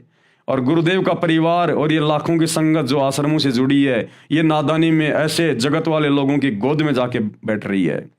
तो सोचिए कितने बड़े पापी हैं ये लोग, अपने गुरु की अवहेलना कर रहे हैं, उनके वचन की अवहेलना कर रहे हैं, कादिर कबीर परमेश्वर के वचन की अवहेलना कर रहे हैं। क्या बीतेगी इनके साथ में। जिन भक्तों ने उपदेश ले रखा है उन्हें उपरोक्त प्रकार के बुराई करने वालों के पास नहीं बैठना चाहिए, जिससे आपकी भक्ति में बाधा पड़ेगी। जो व्यक्ति मांस भक्षण करते हैं, शराब पीते हैं, जो स्त्री वैश्यावर्ती करती है तथा जो व्यक्ति उससे व्यवसाय करवाकर वैश्या से धन प्राप्त करते हैं और जुआ खेलते हैं तथा चोरी करते हैं, समझाने से भी नहीं मानते, वह तो महापाप के भागी हैं तथा घोर नरक में गिरेंगे। मांस चाहे गाय, हिरण तथा मुर्गी आदि आदि किसी भी प्राणी का है, जो व्यक्ति मांस खाते हैं वे नरक के भागी हैं। जो व्यक्ति अनजाने में मांस खाते हैं, जैसे आप किसी रिश्तेदारी में गए, आपको पता ही नहीं लगा कि सब्जी है या मांस, आपने खा लिया, तो आपको दोष नहीं है, परंतु आगे से अति सावधान रहना है। अगर धोखे से अगर किसी भगत को या किसी व्यक्ति को अगर कोई मांस खिला दे सब्जी के बहाने, या किसी कोल्ड ड्रिंक में शराब डाल के पिला दे, बियर डाल के पिला दे धोखे से, और यदि आपने मांस खा लिया, वो शराब पी ली यदि आपने धोखे से, भले आपने सतगुरु रामपाल जी से उपदेश ले रखा है, और यदि आपके साथ में किसी ने धोखा कर दिया इस प्रकार से, तो आपकी मर्यादा खंडित नहीं है, आपका नाम खंडित नहीं है। लेकिन आगे से उन लोगों की, उन दुष्टों की शक्ल भी नहीं देखनी हमने। आगे से हमने अति सावधान रहना है, अति सावधान। तो परमात्मा हमें भी कुछ सावधानियां बता रहे हैं। तो आपको दोष नहीं है, परंतु आगे से अति सावधान रहना है। जो व्यक्ति आंखों देखकर भी खा जाते हैं वे दोषी हैं, और जिनको पता है कि सामने तेरे मांस परोसा जा रहा है, तेरे सामने ये बियर की बोतल ला के रख दी और उनके साथ बैठ के खा रहा पी रहा है, वो परमात्मा के दोषी हैं। जो व्यक्ति आंखों देखकर भी खा जाते हैं वे दोषी हैं। ये मांस तो कुत्ते का आहार है, ये तो कुत्ते का भोजन है, मनुष्य शरीरधारी के लिए वर्जित है, यानी मना है। जो गुरुजन मांस भक्षण करते हैं तथा शराब पीते हैं, उनसे नाम दीक्षा प्राप्त करने वालों की मुक्ति नहीं होती, अपितु महान नरक के भागी होंगे। जो व्यक्ति जीव हिंसा करते हैं, चाहे गाय, सुअर, बकरी, मुर्गी, मनुष्य आदि किसी भी प्राणी को स्वार्थवश मारते हैं, वे महापापी हैं। भले ही जिन्होंने पूर्ण संत से पूर्ण परमात्मा का उपदेश भी प्राप्त है, वे कभी मुक्ति प्राप्त नहीं कर सकते। जरा सा यानी तिल के समान भी मांस खाकर भक्ति करता है, चाहे करोड़ गाय दान भी करता है, उस भगत की साधना भी व्यर्थ है। मांस आहारी व्यक्ति चाहे काशी में करोध से गर्दन छेदन भी करवा ले, वह भी नरक में जाएगा। नोट, अब ये काशी में एक करोध का सिस्टम क्या था गुरुदेव बता रहे हैं। काशी बनारस के हिंदुओं के स्वार्थी गुरुओं ने भगत समाज में भ्रम फैला रखा था कि जो काशी में मरता है वह स्वर्ग जाता है। अधिक भीड़ होने लगी, तब एक और घातक योजना बनाई। उसके तहत कहा कि जो जल्दी स्वर्ग जाना चाहता है उसके लिए गंगा पर एक करोत भगवान का भेजा हुआ आता है, उससे गर्दन कटवाने वालों के लिए स्वर्ग के दरवाजे खुले रहते हैं। उन स्वार्थी गुरुजनों ने मनुष्य हत्या के लिए एक हत्था खोल दिया। श्रद्धालु भक्तों ने आत्म कल्याण के लिए वहां गर्दन कटवाना भी स्वीकार कर लिया, परंतु ज्ञानहीन गुरुओं के द्वारा बताई साधना से भी कोई लाभ नहीं होता। इसलिए कहा है कि मांस खाने वाला चाहे कितनी भी भक्ति तथा पुण्य व दान तथा बलिदान करे, उसका कोई लाभ नहीं। बकरी पाती खात है, वाकी काडी खाल, और जो बकरी को खात है उसका कौन हवाल। बकरी जो आपने मार डाली वह तो घास फूस पत्ते आदि खाकर पेट भर रही थी। इस काल लोक में ऐसे शाकाहारी सरी पशु की भी हत्या हो गई, तो जो बकरी का मांस खाते हैं उनका तो अधिक बुरा हाल होगा। पशु आदि जो हलाल बिस्मिल आदि करके मांस खाने व प्रसाद रूप में वितरित करने का आदेश दयालु यानी करीम प्रभु का कब प्राप्त हुआ कि हे मुल्ला, तुझे ये मांस काटकर प्रसाद बनाकर खाने का और बांटने का उस करीम अल्लाह परवरदिगार सुप्रीम गॉड कबीर से कब तुझे आदेश प्राप्त हुआ? क्योंकि पवित्र बाइबल उत्पत्ति ग्रंथ में पूर्ण परमात्मा ने 6 दिन में सृष्टि रची, 7वें दिन ऊपर तख्त पर जा बैठा तथा सब मनुष्यों के आहार के लिए आदेश किया था कि मैंने तुम्हारे खाने के लिए फलदार वृक्ष तथा बीजदार पौधे दिए।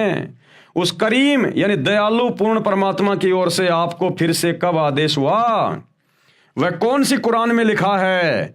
पूर्ण परमात्मा सब मनुष्यों आदि की सृष्टि रचकर ब्रह्म जिसे अव्यक्त कहते हैं, शैतान जो कभी सामने प्रकट नहीं होता, गुप्त कार्य करता तथा करवाता रहता है, उसको दे दिया।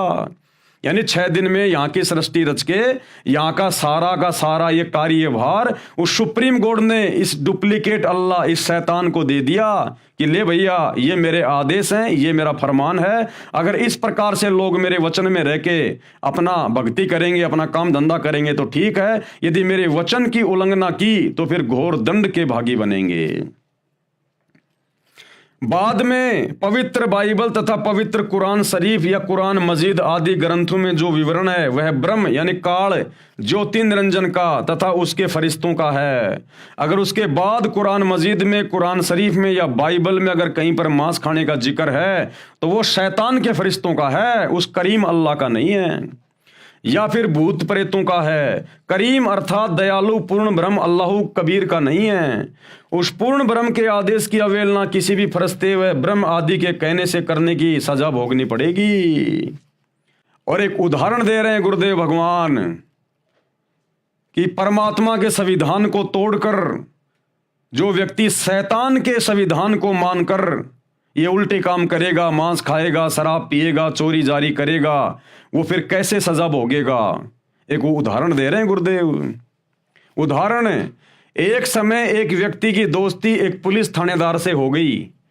उस व्यक्ति ने अपने दोस्त थानेदार से कहा कि मेरा पड़ोसी मुझे बहुत परेशान करता है। थानेदार यानी एसएचओ ने कहा कि मार लठ, मैं आप निपट लूंगा। थानेदार दोस्त की आज्ञा का पालन करके उस व्यक्ति ने अपने पड़ोसी को लठ मारा। सिर में चोट लगने के कारण पड़ोसी की मृत्यु हो गई। उसी क्षेत्र का अधिकारी होने के कारण वह थाना प्रभारी अपने दोस्त को पकड़ कर लाया और कैद में डाल दिया तथा उस व्यक्ति को मृत्यु दंड मिला। उसका दोस्त थानेदार कुछ मदद नहीं कर सका, क्योंकि राजा का संविधान है कि यदि कोई किसी की हत्या करेगा तो उसे मृत्यु दंड प्राप्त होगा। उस नादान व्यक्ति ने अपने मित्र दरोगा की आज्ञा मानकर राजा का संविधान भंग कर दिया, जिससे जीवन से हाथ धो बैठा। यानी राजा का भारतीय संविधान है, अगर कोई किसी की हत्या करेगा तो उसको मृत्यु दंड मिलेगा। लेकिन उस व्यक्ति ने अपने दोस्त थानेदार के कहने से अपने पड़ोसी के सिर में लठ मार दिया और उसकी मृत्यु हो गई। और उसके बाद राजा के संविधान अनुसार वही थानेदार जो उसी क्षेत्र का था अपने दोस्त को पकड़ के लेके आया और राजा के संविधान के अनुसार उसको जेल में डाला, उसको मृत्युदंड की सजा हुई। फिर तो गुरुदेव समझाना चाहते हैं कि उस पूर्ण परमात्मा राजा कबीर अल्लाह का संविधान है जो 6 दिन में सृष्टि रची। उन्होंने जो भी नियम बनाए कि मांस नहीं खाना, अगर मांस खाओगे तो ये दंड मिलेगा, नशा करोगे तो ये दंड मिलेगा। अब यदि उस परमात्मा के बाद कोई इस डुप्लीकेट अल्लाह, इस डुप्लीकेट खुदा, इस शैतान यानी काल की आज्ञा मानकर या उनके फरिश्तों की आज्ञा मानकर अब यदि कोई मांस खाता है, शराब पीता है, 2 नंबर के काम करता है, तो भैया वो कबीर अल्लाह की तरफ से दंड का भागी है, दंड का भागी। ठीक इसी प्रकार पूर्ण परमात्मा की आज्ञा की अवहेलना करने वाला पाप का भागी होगा, क्योंकि कुरान शरीफ और कुरान मजीद का ज्ञान ब्रह्म यानी शैतान ज्योति निरंजन, जिसे आप अव्यक्त कहते हो यानी जो दिखाई नहीं देता, उसका दिया हुआ है। इसमें उसी का आदेश है तथा पवित्र बाइबल में केवल उत्पत्ति ग्रंथ के प्रारंभ में पूर्ण प्रभु का आदेश है। पवित्र बाइबल में हजरत आदम तथा उसकी पत्नी हवा को उस पूर्ण परमात्मा ने बनाया। बाबा आदम की वंशज संतान हजरत इजराइल, राजा दाऊद, हजरत मूसा, हजरत ईसा तथा हजरत मोहम्मद आदि को माना है। पूर्ण परमात्मा तो 6 दिन में सृष्टि रचकर तख्त पर विराजमान हो गया। उसके बाद सभी कतेबों का यानी उन पुस्तकों का ज्ञान, कुरान शरीफ आदि का ज्ञान इस ब्रह्म यानी काल ज्योति निरंजन यानी शैतान का प्रदान किया हुआ है। पवित्र कुरान का ज्ञान दाता स्वयं कहता है, यानी वो शैतान स्वयं कहता है कि पूर्ण परमात्मा जिसे करीम अल्लाह कहा जाता है उसका नाम कबीर है, वही पूजा के योग्य है। उसके तत्व ज्ञान व भक्ति विधि को किसी बाखबर यानी तत्वदर्शी संत से पता करो। इससे सिद्ध है कि जो ज्ञान कुरान शरीफ आदि का है वह पूर्ण प्रभु का नहीं है। जब काजी के पुत्र की मृत्यु हो जाती है तो काजी को कितना कष्ट होता है। पूर्ण ब्रह्म अल्लाह कबीर सबका पिता है, उसके प्राणियों को मारने वाले से अल्लाह खुश नहीं होता। दर्द सबको एक जैसा ही होता है। यदि बकरे आदि का गला काटकर हलाल किया कहते हो तो काजी तथा मुल्ला अपना गला छेदन करके हलाल किया क्यों नहीं कहते? यानी अपनी जान प्रिय लगती है, क्या बकरे को अपनी जान प्रिय नहीं है? जिस समय बकरी को मुल्ला मारता है तो वह बेजुबान प्राणी आंखों में आंसू भरकर म्या म्या करके समझाना चाहता है कि हे मुल्ला, मुझे मारकर पाप का भागी मत बन। जब परमेश्वर के घर न्याय अनुसार लेखा किया जाएगा उस समय तुझे बहुत संकट का सामना करना पड़ेगा। वो जो बकरी, बकरा, मुर्गा, मुर्गी वो जो रोते हैं ना अपना गला कटवाते समय, उस समय वो उसे समझा रहे होते हैं आत्मा से कि भाई क्यों ये पाप मोल ले रहा है, क्यों मेरा गला काट के उस करीम अल्लाह कबीर अल्लाह का दोषी बन रहा है। तुझे सख्त से सख्त सजा मिलेगी। उस परमेश्वर की दरगाह में न्याय होगा, वहां तुझे दंड दिया जाएगा। अरे मैं भी उसी की आत्मा हूं, उसी का बच्चा हूं, और मुल्ला तू भी उसी का बच्चा है। हम तो आपस में भाई बहन हैं। ये तो हमारे ये कर्म इतने बिगड़ गए, कभी तू बकरा बनता, कभी मैं बकरा बनता हूं। भाई तू ये गंदा काम ना कर। हमारा पिता जो सबका न्याय करता है, भाई वहां पर तू मुंह लटका के खड़ा होगा, तुझे घोर सजा मिलेगी। वो म्या म्या करने का मतलब होता है उस समय वो शिक्षा दे रहा होता है आत्मा से। तो भाई देख लो, बहुत बुरी बनेगी। उस समय तुझे बहुत संकट का सामना करना पड़ेगा।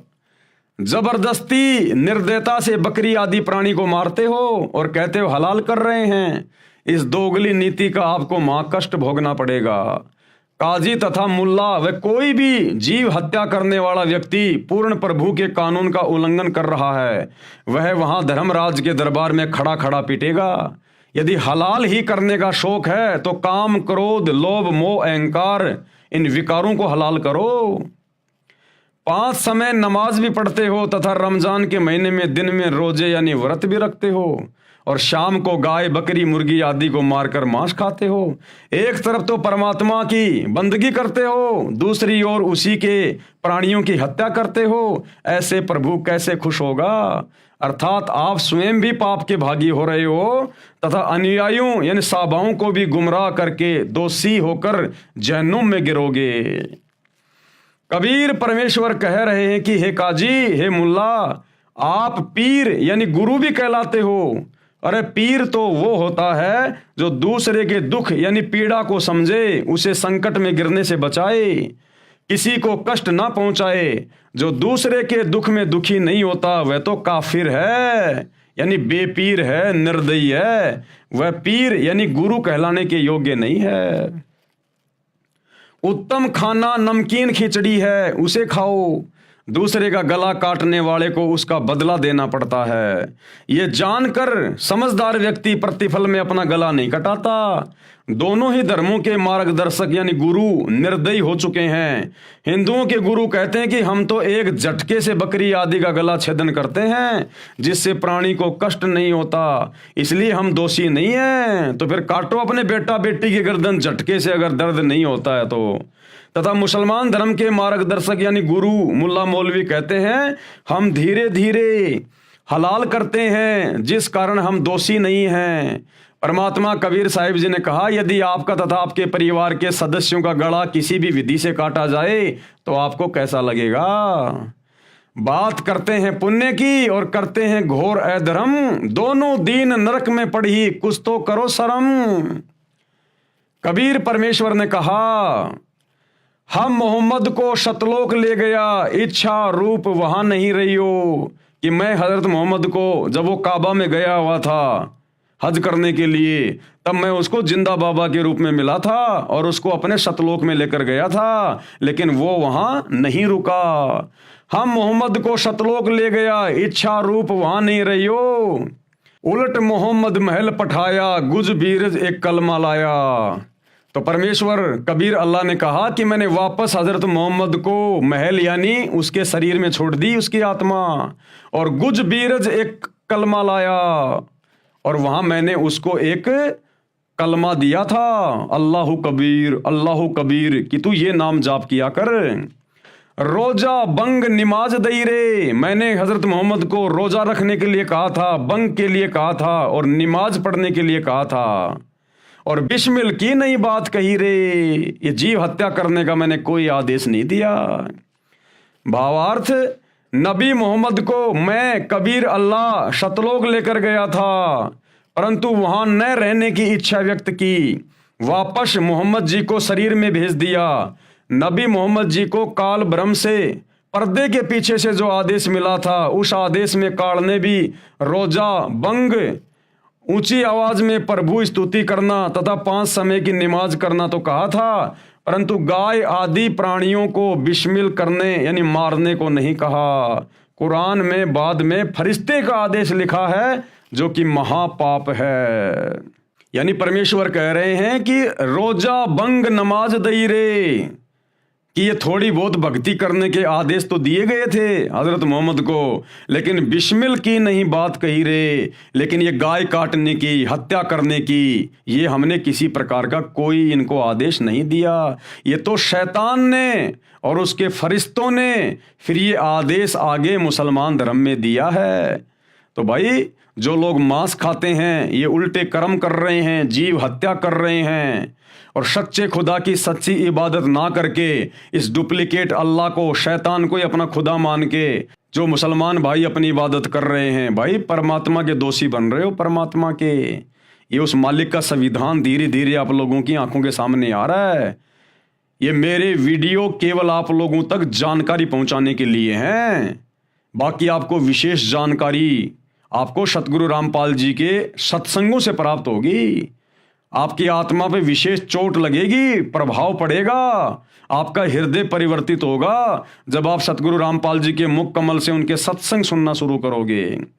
ये हमारे द्वारा वीडियो बनाना तो केवल एक नॉलेज मात्र है, एक संदेशा है आप लोगों तक पहुंचा रहे हैं कि आप लोग सतगुरु रामपाल जी के सत्संग सुनना शुरू करें।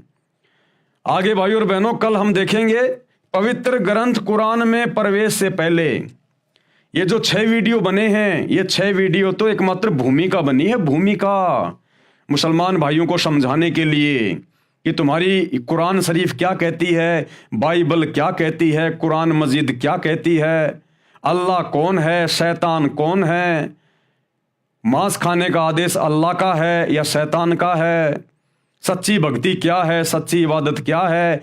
ये केवल एक भूमिका बनी है अभी तक जो 6 वीडियो बने हैं। कल जो 7वां वीडियो आप देखेंगे रात्रि 8 बजे, तो परमेश्वर कह रहे हैं पवित्र ग्रंथ कुरान में प्रवेश करने से पहले ये आगे का जो ज्ञान है मुसलमान धर्म की पुस्तकों का, ये कल से शुरू होगा, कल से। तो सभी भाई बहन कल रात्रि 8 बजे दास के Facebook page Pawan Das is live के ऊपर लाइव जुड़ें। तब तक गुरुदेव भगवान हम सबको आज्ञा दें, इजाजत दें, सद्बुद्धि दें, आशीर्वाद दें। बंदी छोड़ अल्लाह कबीर, सतगुरु रामपाल जी परमेश्वर की जय हो।